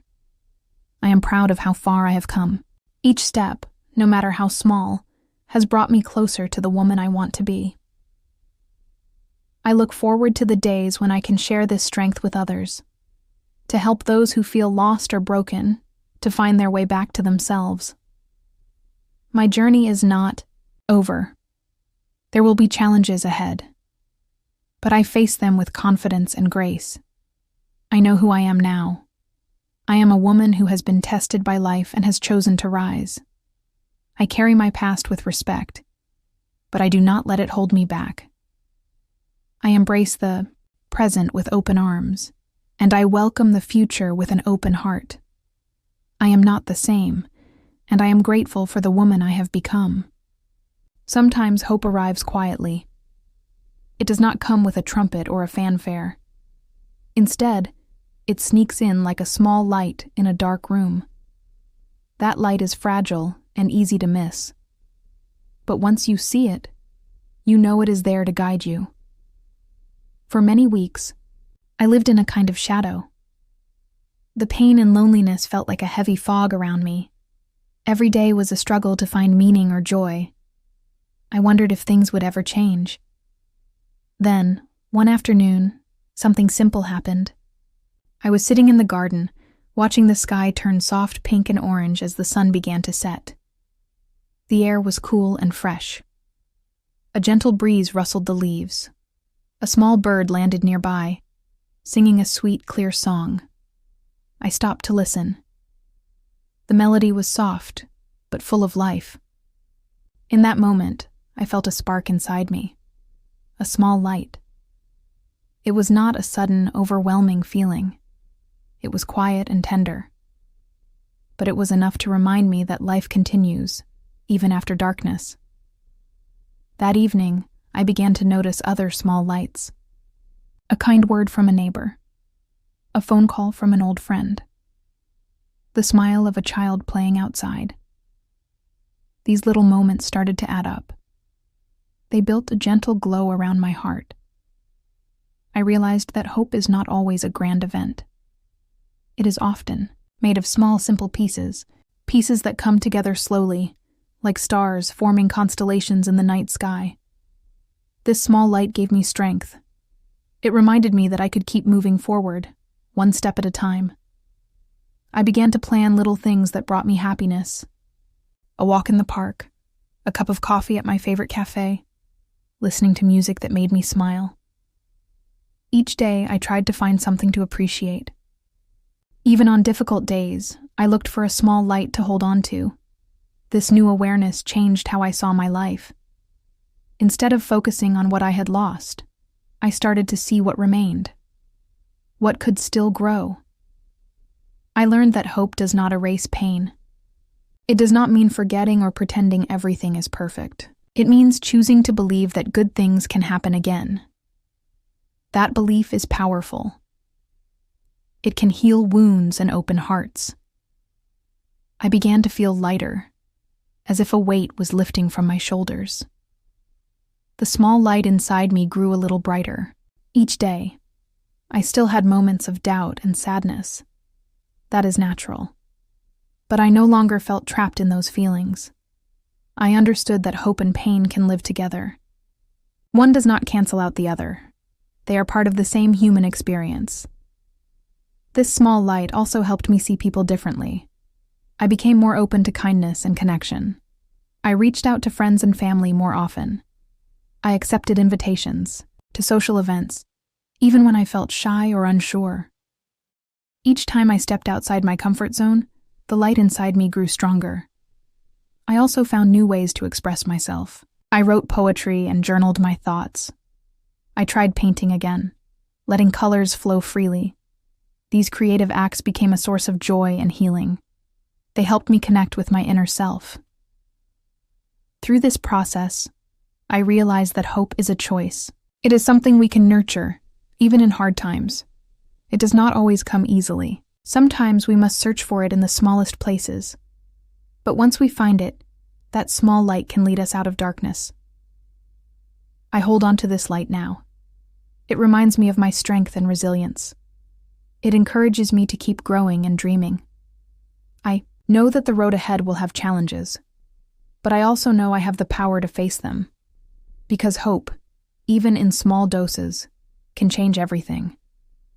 It is the beginning of a new chapter, a fresh start filled with possibilities, and I am ready to walk toward that light, step by step, with an open heart. Beginning again is not easy. It means stepping into the unknown, leaving behind what is familiar, even if it is painful. I have learned that beginnings require courage, quiet courage that grows from deep inside. It is not loud or flashy. It is steady and calm. After the long months of sadness and confusion, I felt a new energy stirring in me. It was time to take small steps toward rebuilding my life. Not everything had to change at once. I could begin slowly, with simple choices. The first morning I woke with hope, I made a decision. I would care for myself as if I were my own best friend. I would listen to what my heart and body needed. This was a new kind of kindness, one I had not given myself before. I started with little things. I made my bed every day. I opened the curtains to let sunlight in. I cooked meals that made me feel good, not just what was easy. These small acts were like planting seeds. I also made time to walk outside. The fresh air, the sound of birds, and the feel of the ground beneath my feet helped me feel connected to the world again. Each step was a reminder that I was still here, still moving forward. I began to set new routines. They gave my days structure and meaning. I woke up at the same time each morning and went to bed at a reasonable hour. I read books that inspired me and watched films that made me smile. I made an effort to reach out to friends. Even when I felt shy or tired, I sent messages or answered phone calls. I discovered that connection healed me as much as solitude did. Most importantly, I started to believe in myself again. I reminded myself that I am worthy of love, happiness, and respect. This belief was not always easy to hold on to, but I practiced it daily. I began to explore new interests. I took a class in something I had always wanted to try. The challenge was scary, but it brought excitement and a sense of achievement. Slowly, my world expanded. I met new people who shared my passions. I found joy in learning and growing. I also took time to reflect on my past, not to dwell on pain, but to understand how it shaped me. I wrote in my journal about my feelings and dreams. This process helped me see how far I had come. Beginning again also meant forgiving myself. I let go of guilt and regret. I realized that mistakes are part of being human. They do not define me. I stopped comparing myself to others. I learned to celebrate my own journey, with its ups and downs. This new start was not perfect. Some days were harder than others.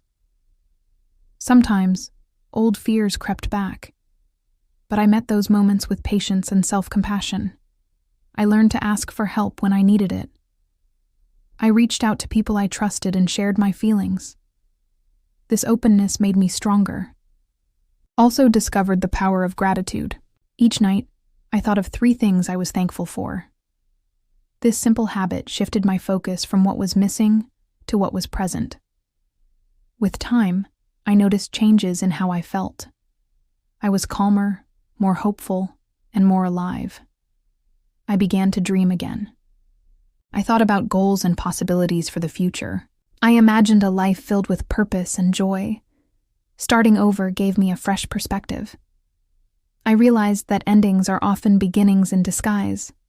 I was no longer defined by past pain or losses. I was creating a new story. My story. This story is about resilience, hope, and love.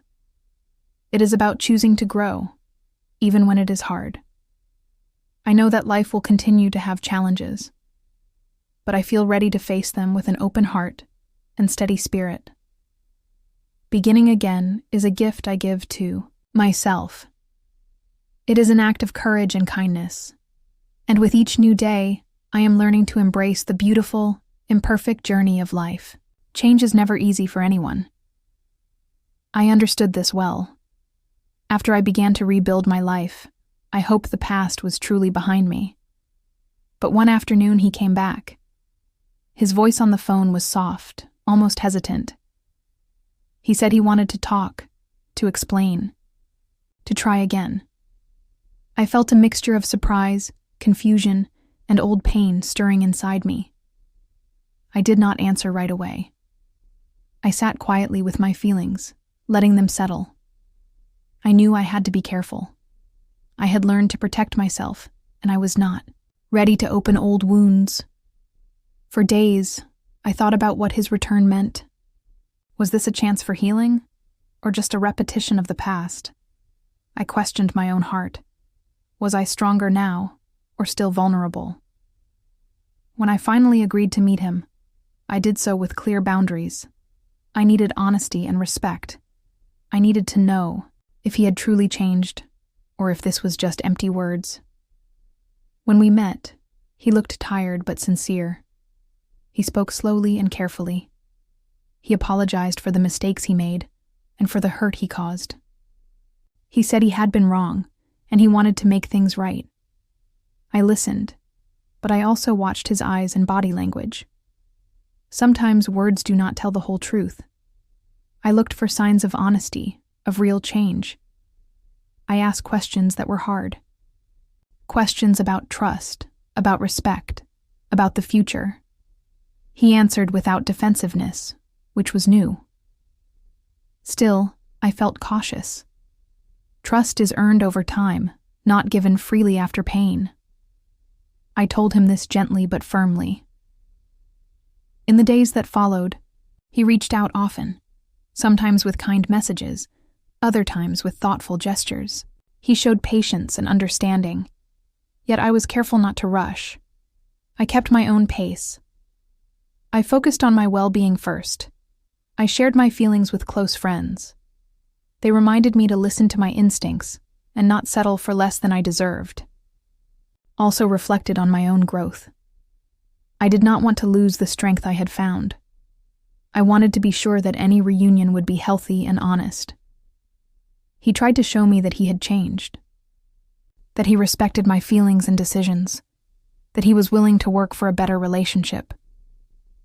But I knew this was a test for both of us, a test of patience, honesty, and real change. At times I felt hope rising again. I imagined a future where we could be happy and strong together. Other times, fear and doubt returned. Memories of pain and betrayal haunted me. I realized that healing is not a straight path. It is a journey with many turns. I needed to stay true to myself, to my values and needs. I decided to take things one day at a time, to keep communication open but also to protect my heart. I told him that rebuilding trust takes time, that I would watch his actions more than his words. He accepted this and agreed to be patient. He said he wanted to prove himself through kindness and respect. This process was slow and sometimes difficult, but I saw moments of genuine effort. I also saw my own boundaries becoming stronger. I knew when to say no and when to ask for space. This was a new kind of relationship, one built on honesty and mutual respect. I realized that giving someone a second chance does not mean forgetting the past. It means learning from it and moving forward with clear eyes. I felt grateful for the chance to try again, but only on my own terms. This experience taught me about forgiveness, but also about self-respect. It showed me that love can be gentle and kind, not painful or confusing. I knew that no matter what happened, I was no longer the same person who felt lost and broken. I was a woman who had found strength in herself. I was ready to face the future, whether alone or together. Because I had learned that the most important relationship is the one I have with myself. I am different now. I say this with calm certainty. The woman I was before, full of doubt and fear, has changed. She is still there inside me, but she has grown. She has learned to stand tall and to trust herself again. The time I spent healing and reflecting was not easy. It was filled with moments of pain and tears, yet it was also full of discovery and strength. I began to see myself with new eyes that no longer judged but understood. I no longer let other people's opinions control my happiness. I have learned to listen to my own voice first. That voice is kind but firm. It tells me what I need and what I deserve. This change did not happen overnight. It was a slow process, like the turning of seasons. Some days, I felt like I was moving backward, but I kept going, even when it was hard. I found peace in small things. A warm cup of tea, a walk in the park, a quiet evening with a good book. These moments became reminders that life can be gentle and beautiful. Even after pain, I also began to forgive. Not just others, but myself. I let go of the blame I carried for things beyond my control. I understood that I did the best I could with what I knew at the time. This forgiveness freed me. It opened space in my heart for hope and joy again. I noticed how my relationships changed too. I chose to surround myself with people who lifted me up, who respected my boundaries and loved me for who I am. I stopped trying to please everyone. I stopped saying yes when I really wanted to say no. This was not selfishness. It was self-care. I became more honest with myself and with others. I learned to express my feelings clearly, without fear of rejection. This honesty brought new depth to my connections. I felt closer to friends and family than before. At work, I found new confidence. I spoke up for my ideas and took on challenges I had once avoided. I realized that my past struggles had made me stronger and more resilient. They had taught me to face difficulties with courage. I am not perfect. I still have moments of doubt and sadness, but I no longer let them define me. When difficult feelings come, I welcome them without judgment. I let them pass like clouds in the sky. I remind myself that I am worthy of love and respect, that my feelings are valid and important. This inner strength shows in the way I carry myself. I stand taller, walk with purpose, and meet each day with an open heart. I have learned to enjoy my own company. Being alone is no longer loneliness. It is a time to recharge and reflect. I also see beauty in imperfections, in myself and in the world around me. I understand that life is not about being perfect, but about being authentic. I am more patient now, with myself and with others. I know that growth takes time. This patience gives me peace. It allows me to live fully in the present moment. I have found new dreams and goals. They are not about proving anything to others, but about fulfilling my own happiness. I am excited about the future, even though it is unknown. I trust that I have the strength to face whatever comes. Being different now means that I am free from the weight of the past. I carry my lessons with me, but I do not let them hold me back. I am grateful for the journey that brought me here, for the pain, the healing, and the growth. Most of all, I am proud of the woman I have become. She is strong, kind, and full of hope. I know that life will continue to have challenges, but I am ready to live with courage, love, and authenticity. I am different now, and this difference is my greatest gift. Choosing myself was not an easy decision. It felt like standing at a crossroads where every path seemed uncertain. But I knew deep inside that I could not keep living to please others. I had to find the courage to put my own needs first. For many years, I had placed my family's happiness before my own. I thought that was what love meant: sacrifice and quiet endurance. But slowly, I realized that I had lost a part of myself in the process. I felt tired, worn out, and sometimes invisible. It was as if my voice had become a whisper, barely heard. The more I gave, the less I felt connected to who I truly was. One quiet morning, as the sun rose softly through my window, I made a promise to myself. I said, "From today, I will choose me. I will care for my heart and honor my feelings." This promise was small, but powerful. It marked a turning point in my life. Choosing myself did not mean turning my back on those I loved. It meant loving them and myself in a way that was honest and balanced. I began to set clear boundaries. I said no when something did not feel right. I asked for help when I needed it. I spoke up for my feelings without fear. At first, this felt strange. Some people were surprised. Others did not understand. But I stayed true to my choice. I found strength in small acts of self-care. I took time to rest, to read, to enjoy simple pleasures. I learned that caring for myself was not selfish, but necessary. This new way of living brought me peace. I felt lighter and more alive.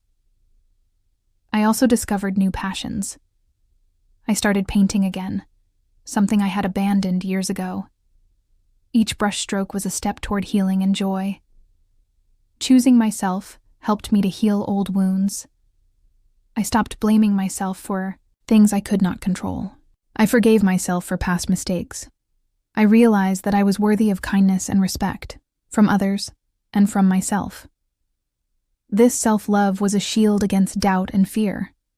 It gave me the courage to face difficult situations with grace. When he tried to come back, I was ready. Not because I needed him, but because I knew my worth. I listened carefully to his words, but I also listened to my heart. I did not rush into forgiveness or trust. I took time to decide what was best for me. Choosing myself meant that I was no longer afraid to be alone. I understood that being alone could be a gift, a chance to grow and rediscover who I am. I stopped seeking approval from others. I began to trust my own judgment and intuition. This was not always easy. Old fears would sometimes return, but I met them with kindness instead of fear.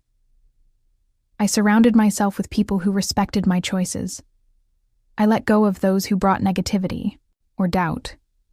I felt lighter without the burden of others' expectations. I could breathe freely for the first time in years. Choosing myself also meant embracing my imperfections. I stopped trying to be perfect or to please everyone. I accepted that I am enough, just as I am. This acceptance opened my heart to new possibilities. I felt free to dream again, to hope, and to love. I began to see the beauty in everyday moments. A smile from a stranger, the warmth of sunlight, the sound of birds singing. These simple joys reminded me that life is precious. Choosing myself was a journey, not a destination. It required patience, courage, and trust. But each step brought me closer to peace and happiness. I am proud of the woman I have become. She is strong, wise, and compassionate. She knows that self-love is the foundation of all other love. Choosing myself was the greatest gift I could give, to myself and to those around me. It allowed me to live authentically, without fear or shame. Invite you to consider this choice in your own life, to honor your feelings and to care for your heart. Because when you choose yourself, you open the door to healing and true happiness. And that is a beautiful beginning. A new day had dawned in my life, one filled with calm and quiet hope. It was not the kind of day marked by sudden changes or dramatic events. Instead, it was gentle and steady, like the soft light of early morning breaking through the curtains. Woke up feeling lighter than I had in a long time. The heavy weight of worry and sadness that had settled in my chest was finally lifting. I smiled, not because I had forgotten the past, but because I had survived it. Surviving was not a small thing. It was a victory that took strength and courage. Every tear I had shed, every night spent awake with thoughts swirling in my mind, had led me here. I looked out the window and watched the sun climb slowly in the sky. The world outside was waking up, busy and alive. I felt a deep connection to it, as if nature itself was reminding me that life goes on, and that I could too. This new day was not just about the sunrise or the quiet morning. It was about the choices I had made and the woman I was becoming. I took my time getting ready, savoring the simple act of caring for myself.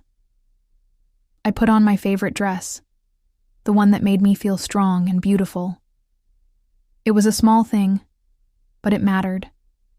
I planned to meet a friend for lunch, someone who had stood by me during the hardest times. Their kindness and understanding had been a balm for my wounded heart.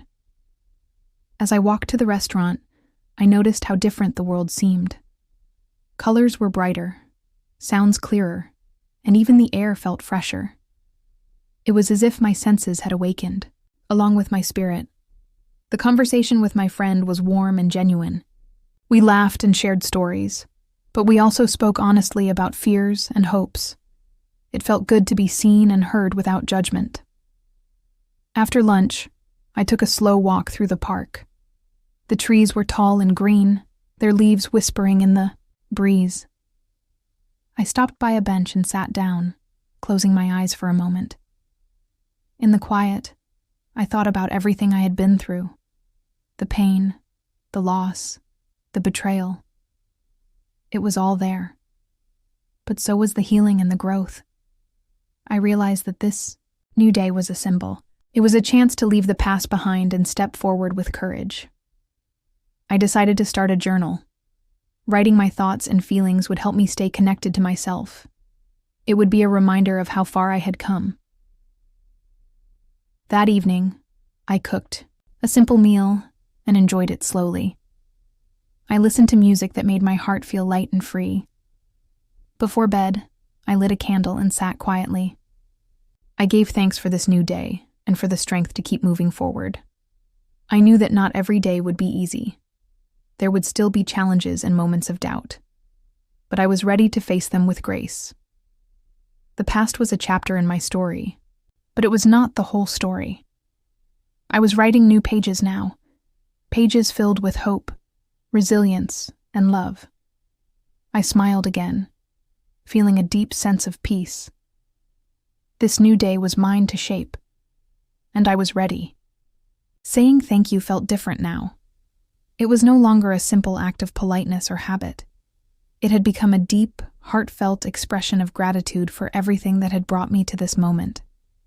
I remembered the days when I took things for granted, the smiles, the kindness, the small gestures of love. Back then, I was too caught up in pain and confusion to notice. But now, after everything, I saw clearly how many people had touched my life in important ways. Some were friends who stood quietly by my side. Others were strangers who offered unexpected kindness. Even the hard moments, the times of sadness and struggle, held lessons I could be thankful for. They taught me about strength, patience, and the value of self-love. I began to say thank you more often, to my family, my friends, and even to myself.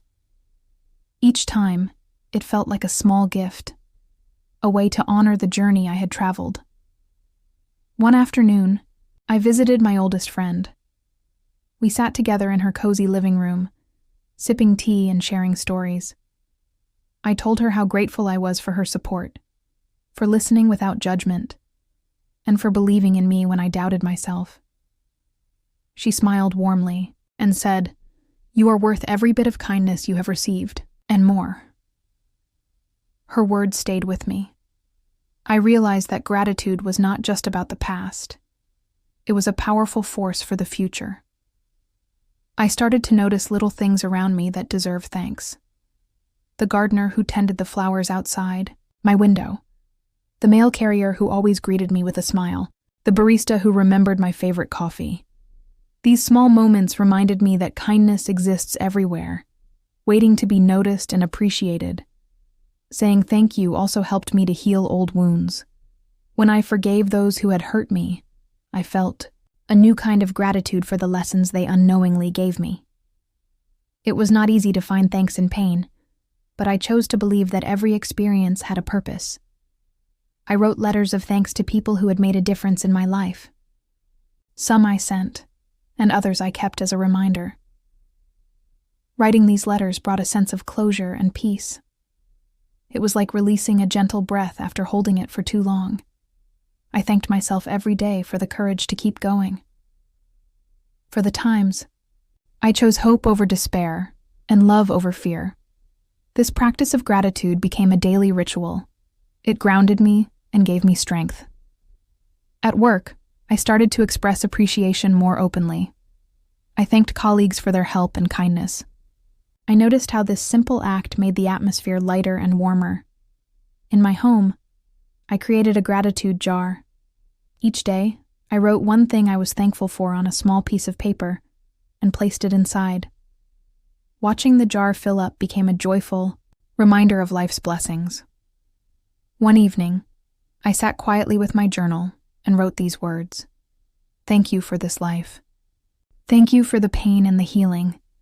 Thank you for the love that surrounds me. I read them slowly, letting the meaning sink in. Gratitude had become a bridge, connecting my past to my present, my pain to my peace.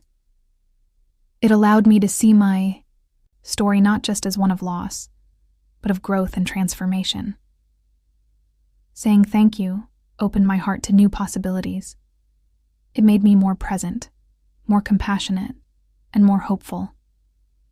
I knew that life would continue to bring challenges, but now I had a tool that could help me face them with grace. Gratitude was not about ignoring difficulties. It was about choosing to focus on what is good, even when times are hard. I felt a deep sense of joy in this choice. It was a quiet celebration of life itself. And so, I say thank you. To the past, for shaping me. To the present, for holding me. And to the future, for waiting with open arms. Thank you for listening to my story. Thank you for being part of this journey. May you find your own reasons to say thank you every day. Forgiving myself was the hardest thing I ever had to do. It was not about excusing mistakes or forgetting the pain I felt. Instead, it was about releasing the heavy burden I carried inside. A burden made of guilt, regret, and blame.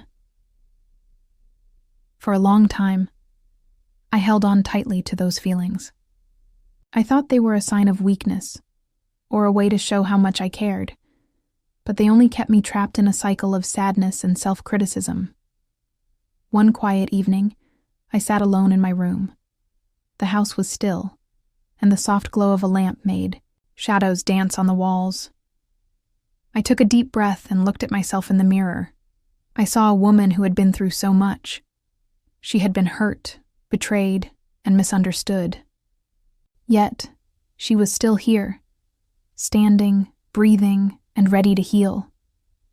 I whispered to myself, "It is time to forgive." Forgiving myself did not mean that I forgot the past. It meant that I accepted it as part of my story. I acknowledged my mistakes, but I did not let them define me. I remembered all the times I blamed myself for things that were not entirely my fault. The times I thought I could have done better, or been stronger. It was time to let those thoughts go. I started by writing a letter to myself. I poured out all the feelings I had hidden for so long. I wrote about the pain, the anger, the fear, and the sorrow. Then, I wrote about hope, strength, and the desire to move forward. As I wrote, I felt a gentle warmth spread through me.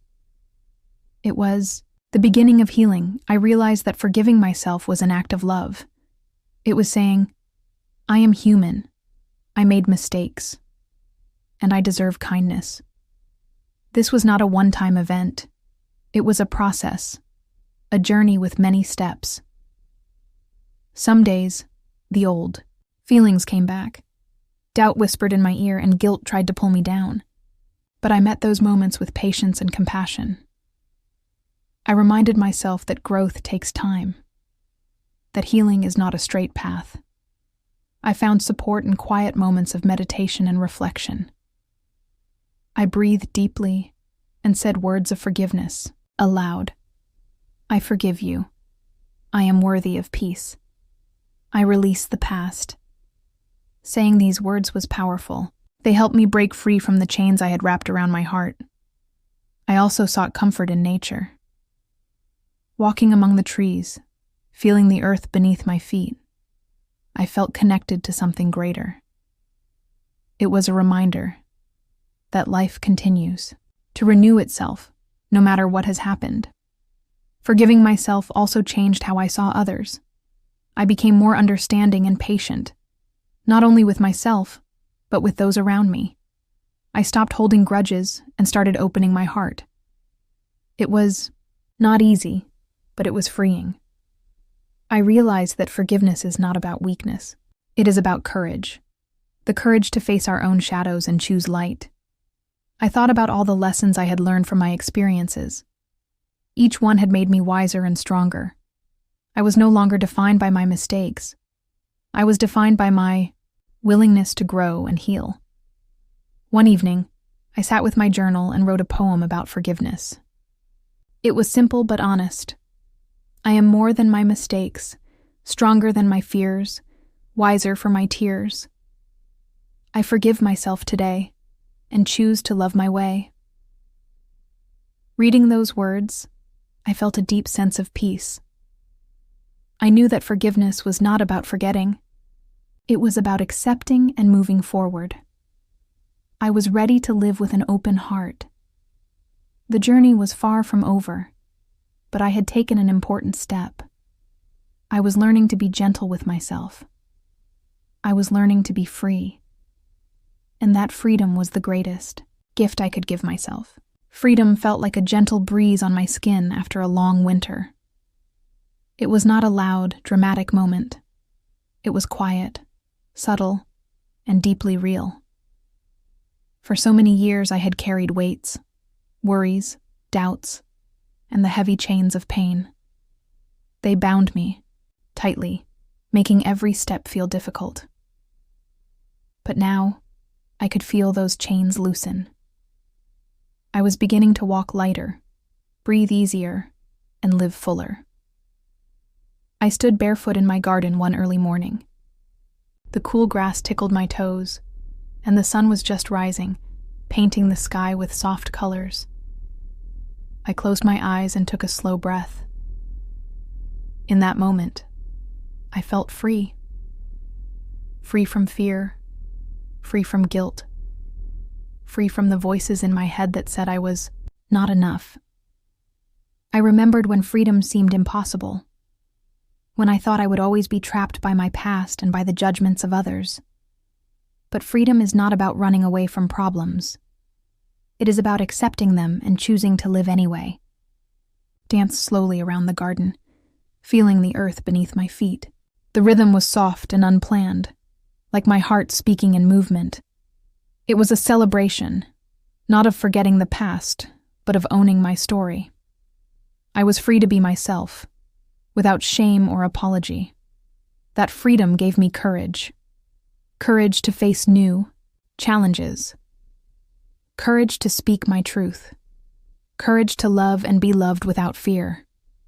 I thought about the years I had wasted trying to please others, trying to fit into expectations that were not mine. Now, I was stepping into my own light. I was learning to listen to my own voice, trust my own instincts, and honor my own feelings. Freedom meant saying no when something did not feel right. It meant setting boundaries with kindness and strength. It meant choosing peace over conflict, hope over despair. One afternoon, I sat with a close friend and shared how I felt. "I am finally free," I said softly. She smiled and nodded. "Freedom is a gift you give yourself," she said. "It cannot be taken away by anyone else." Those words stayed with me. I realized that freedom is not about others' approval or control. It is an inside job. It comes from forgiving, healing, and choosing love. I began to notice freedom in small things, in the quiet moments of the morning, in the laughter shared with friends, in the calm after a storm. Each day, I felt a little lighter, a little stronger. I stopped holding on to anger and pain. Instead, I chose gratitude and hope. Freedom gave me the power to create new dreams, to imagine a future filled with possibility and joy. I began to try new things, to take small risks. I signed up for a painting class, something I had always wanted to do but never dared. With every brushstroke, I felt more alive. I saw colors in new ways, bright, bold, and free. Painting became a symbol of my journey, creating something beautiful from a blank canvas. Like my life, free to change, grow, and shine. Also reconnected with nature, walking in the woods, listening to birdsong, feeling the wind. These moments reminded me that freedom is natural. It is part of life's flow. No matter what happens, I carry that freedom inside. It is a choice I make every day, to be kind to myself, to live with courage, to embrace the unknown. I knew there would still be hard days. Life does not promise endless sunshine, but I also knew I was ready to face whatever comes with an open heart and a free spirit. One evening, I wrote in my journal, "I am free. Free to love. Free to dream. Free to be me." Reading those words, I smiled, because freedom was not just a feeling. It was my truth, my gift to myself, and my promise for tomorrow. Knowing who I am feels like coming home after a long journey. It is a deep and quiet understanding that goes beyond words. For many years, I searched for myself in others' opinions, in approval, and in fitting in. I tried to be what people expected me to be. But that only left me feeling lost and empty. Now I finally know who I am. I am a woman who has lived through pain and joy, a woman who has made mistakes and learned from them, a woman who has grown stronger with each challenge. I am not perfect. I never was, and I never will be. But I am enough. I am enough, just as I am. This truth did not come suddenly.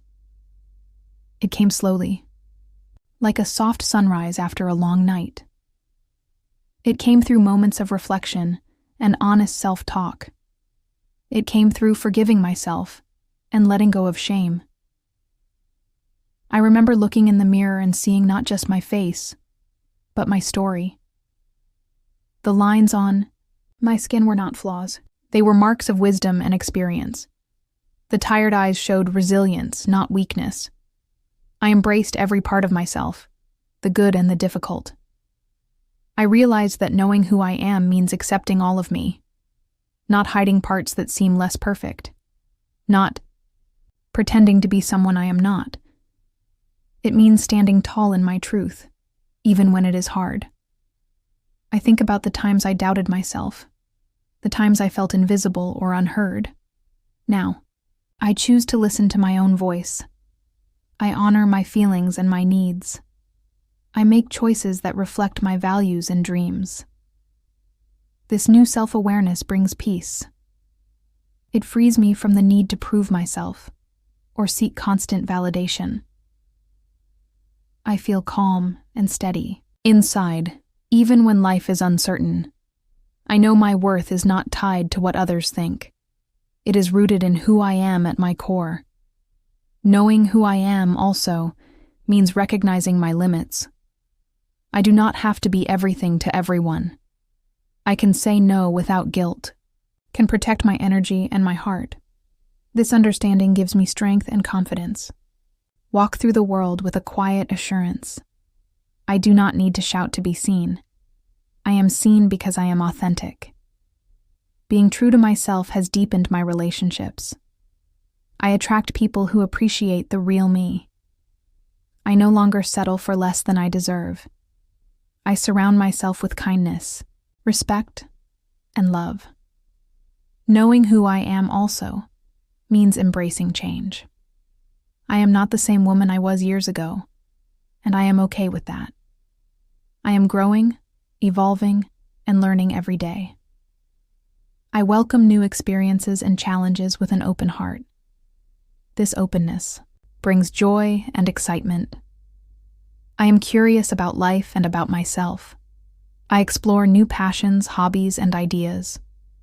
I take time to nurture my mind, body, and spirit. I know that self-discovery is a lifelong journey, and I am ready for it. One evening, I wrote these words in my journal.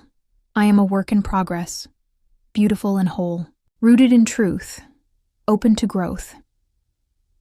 I smiled as I read them, because I knew they were true.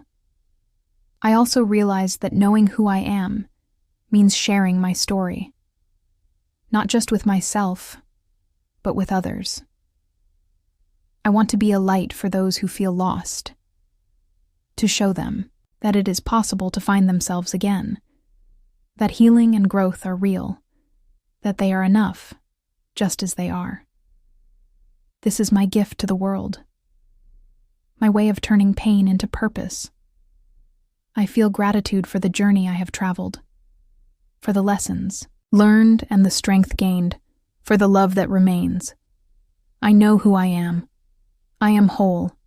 I am free, and I am ready for whatever comes next. Before I finish my story, I want to speak directly to you.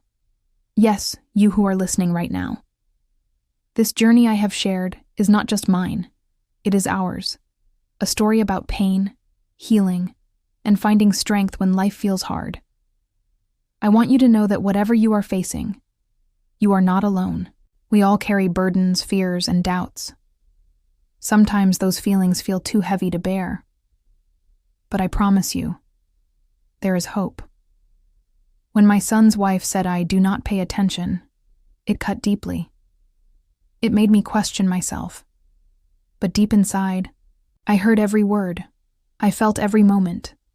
And from that place of pain, I found my power. You might feel hurt or misunderstood right now. Maybe you feel invisible or unimportant. But your voice matters. Your feelings matter. You matter. I want you to remember this. You are stronger than you think. You have survived every hard day so far. You have faced challenges and kept going. That is courage. That is resilience. Sometimes healing comes slowly. It is not a straight line. There are steps forward and steps back. And that is okay. Be gentle with yourself. Give yourself permission to feel all your emotions. Sadness, anger, confusion, hope. There is no shame in needing time to heal. There is no weakness in asking for help. If you can, reach out to someone you trust. Talk about how you feel. Sometimes, just being heard is the first step toward healing. I want to encourage you to believe in your own worth. You do not need anyone else's approval to be valuable. Your worth is inside you. It is not something that others can take away. You have the right to set boundaries. You have the right to say no. You have the right to protect your heart. In my story, I learned that freedom comes from loving myself enough to let go of what does not serve me. Freedom comes from choosing peace, hope, and growth. I believe you can find that freedom too. It might begin with a small step, a moment of kindness toward yourself, a new habit, a decision to try. Again, every step forward is a victory. Please remember to be patient. Healing is a journey, not a race. Celebrate your progress, no matter how small it seems. And when you feel ready, share your story. Your story is powerful. It can help others feel less alone. It can inspire and heal. I am grateful that you have listened to my story. Sharing it has been part of my healing. I hope it has brought you comfort, hope, or strength. Before we finish, I want to ask you to take a moment. Breathe deeply. Feel your heart beating. Know that you are alive and that you are capable of great things. Wherever you are listening from, know that you are connected to a larger community of people who care and who understand. If this story has touched your heart, please consider subscribing. Tomorrow, I will share something special just for you. Thank you for letting me share my journey. Thank you for being here. Remember, you are not alone. You are strong, and you are enough.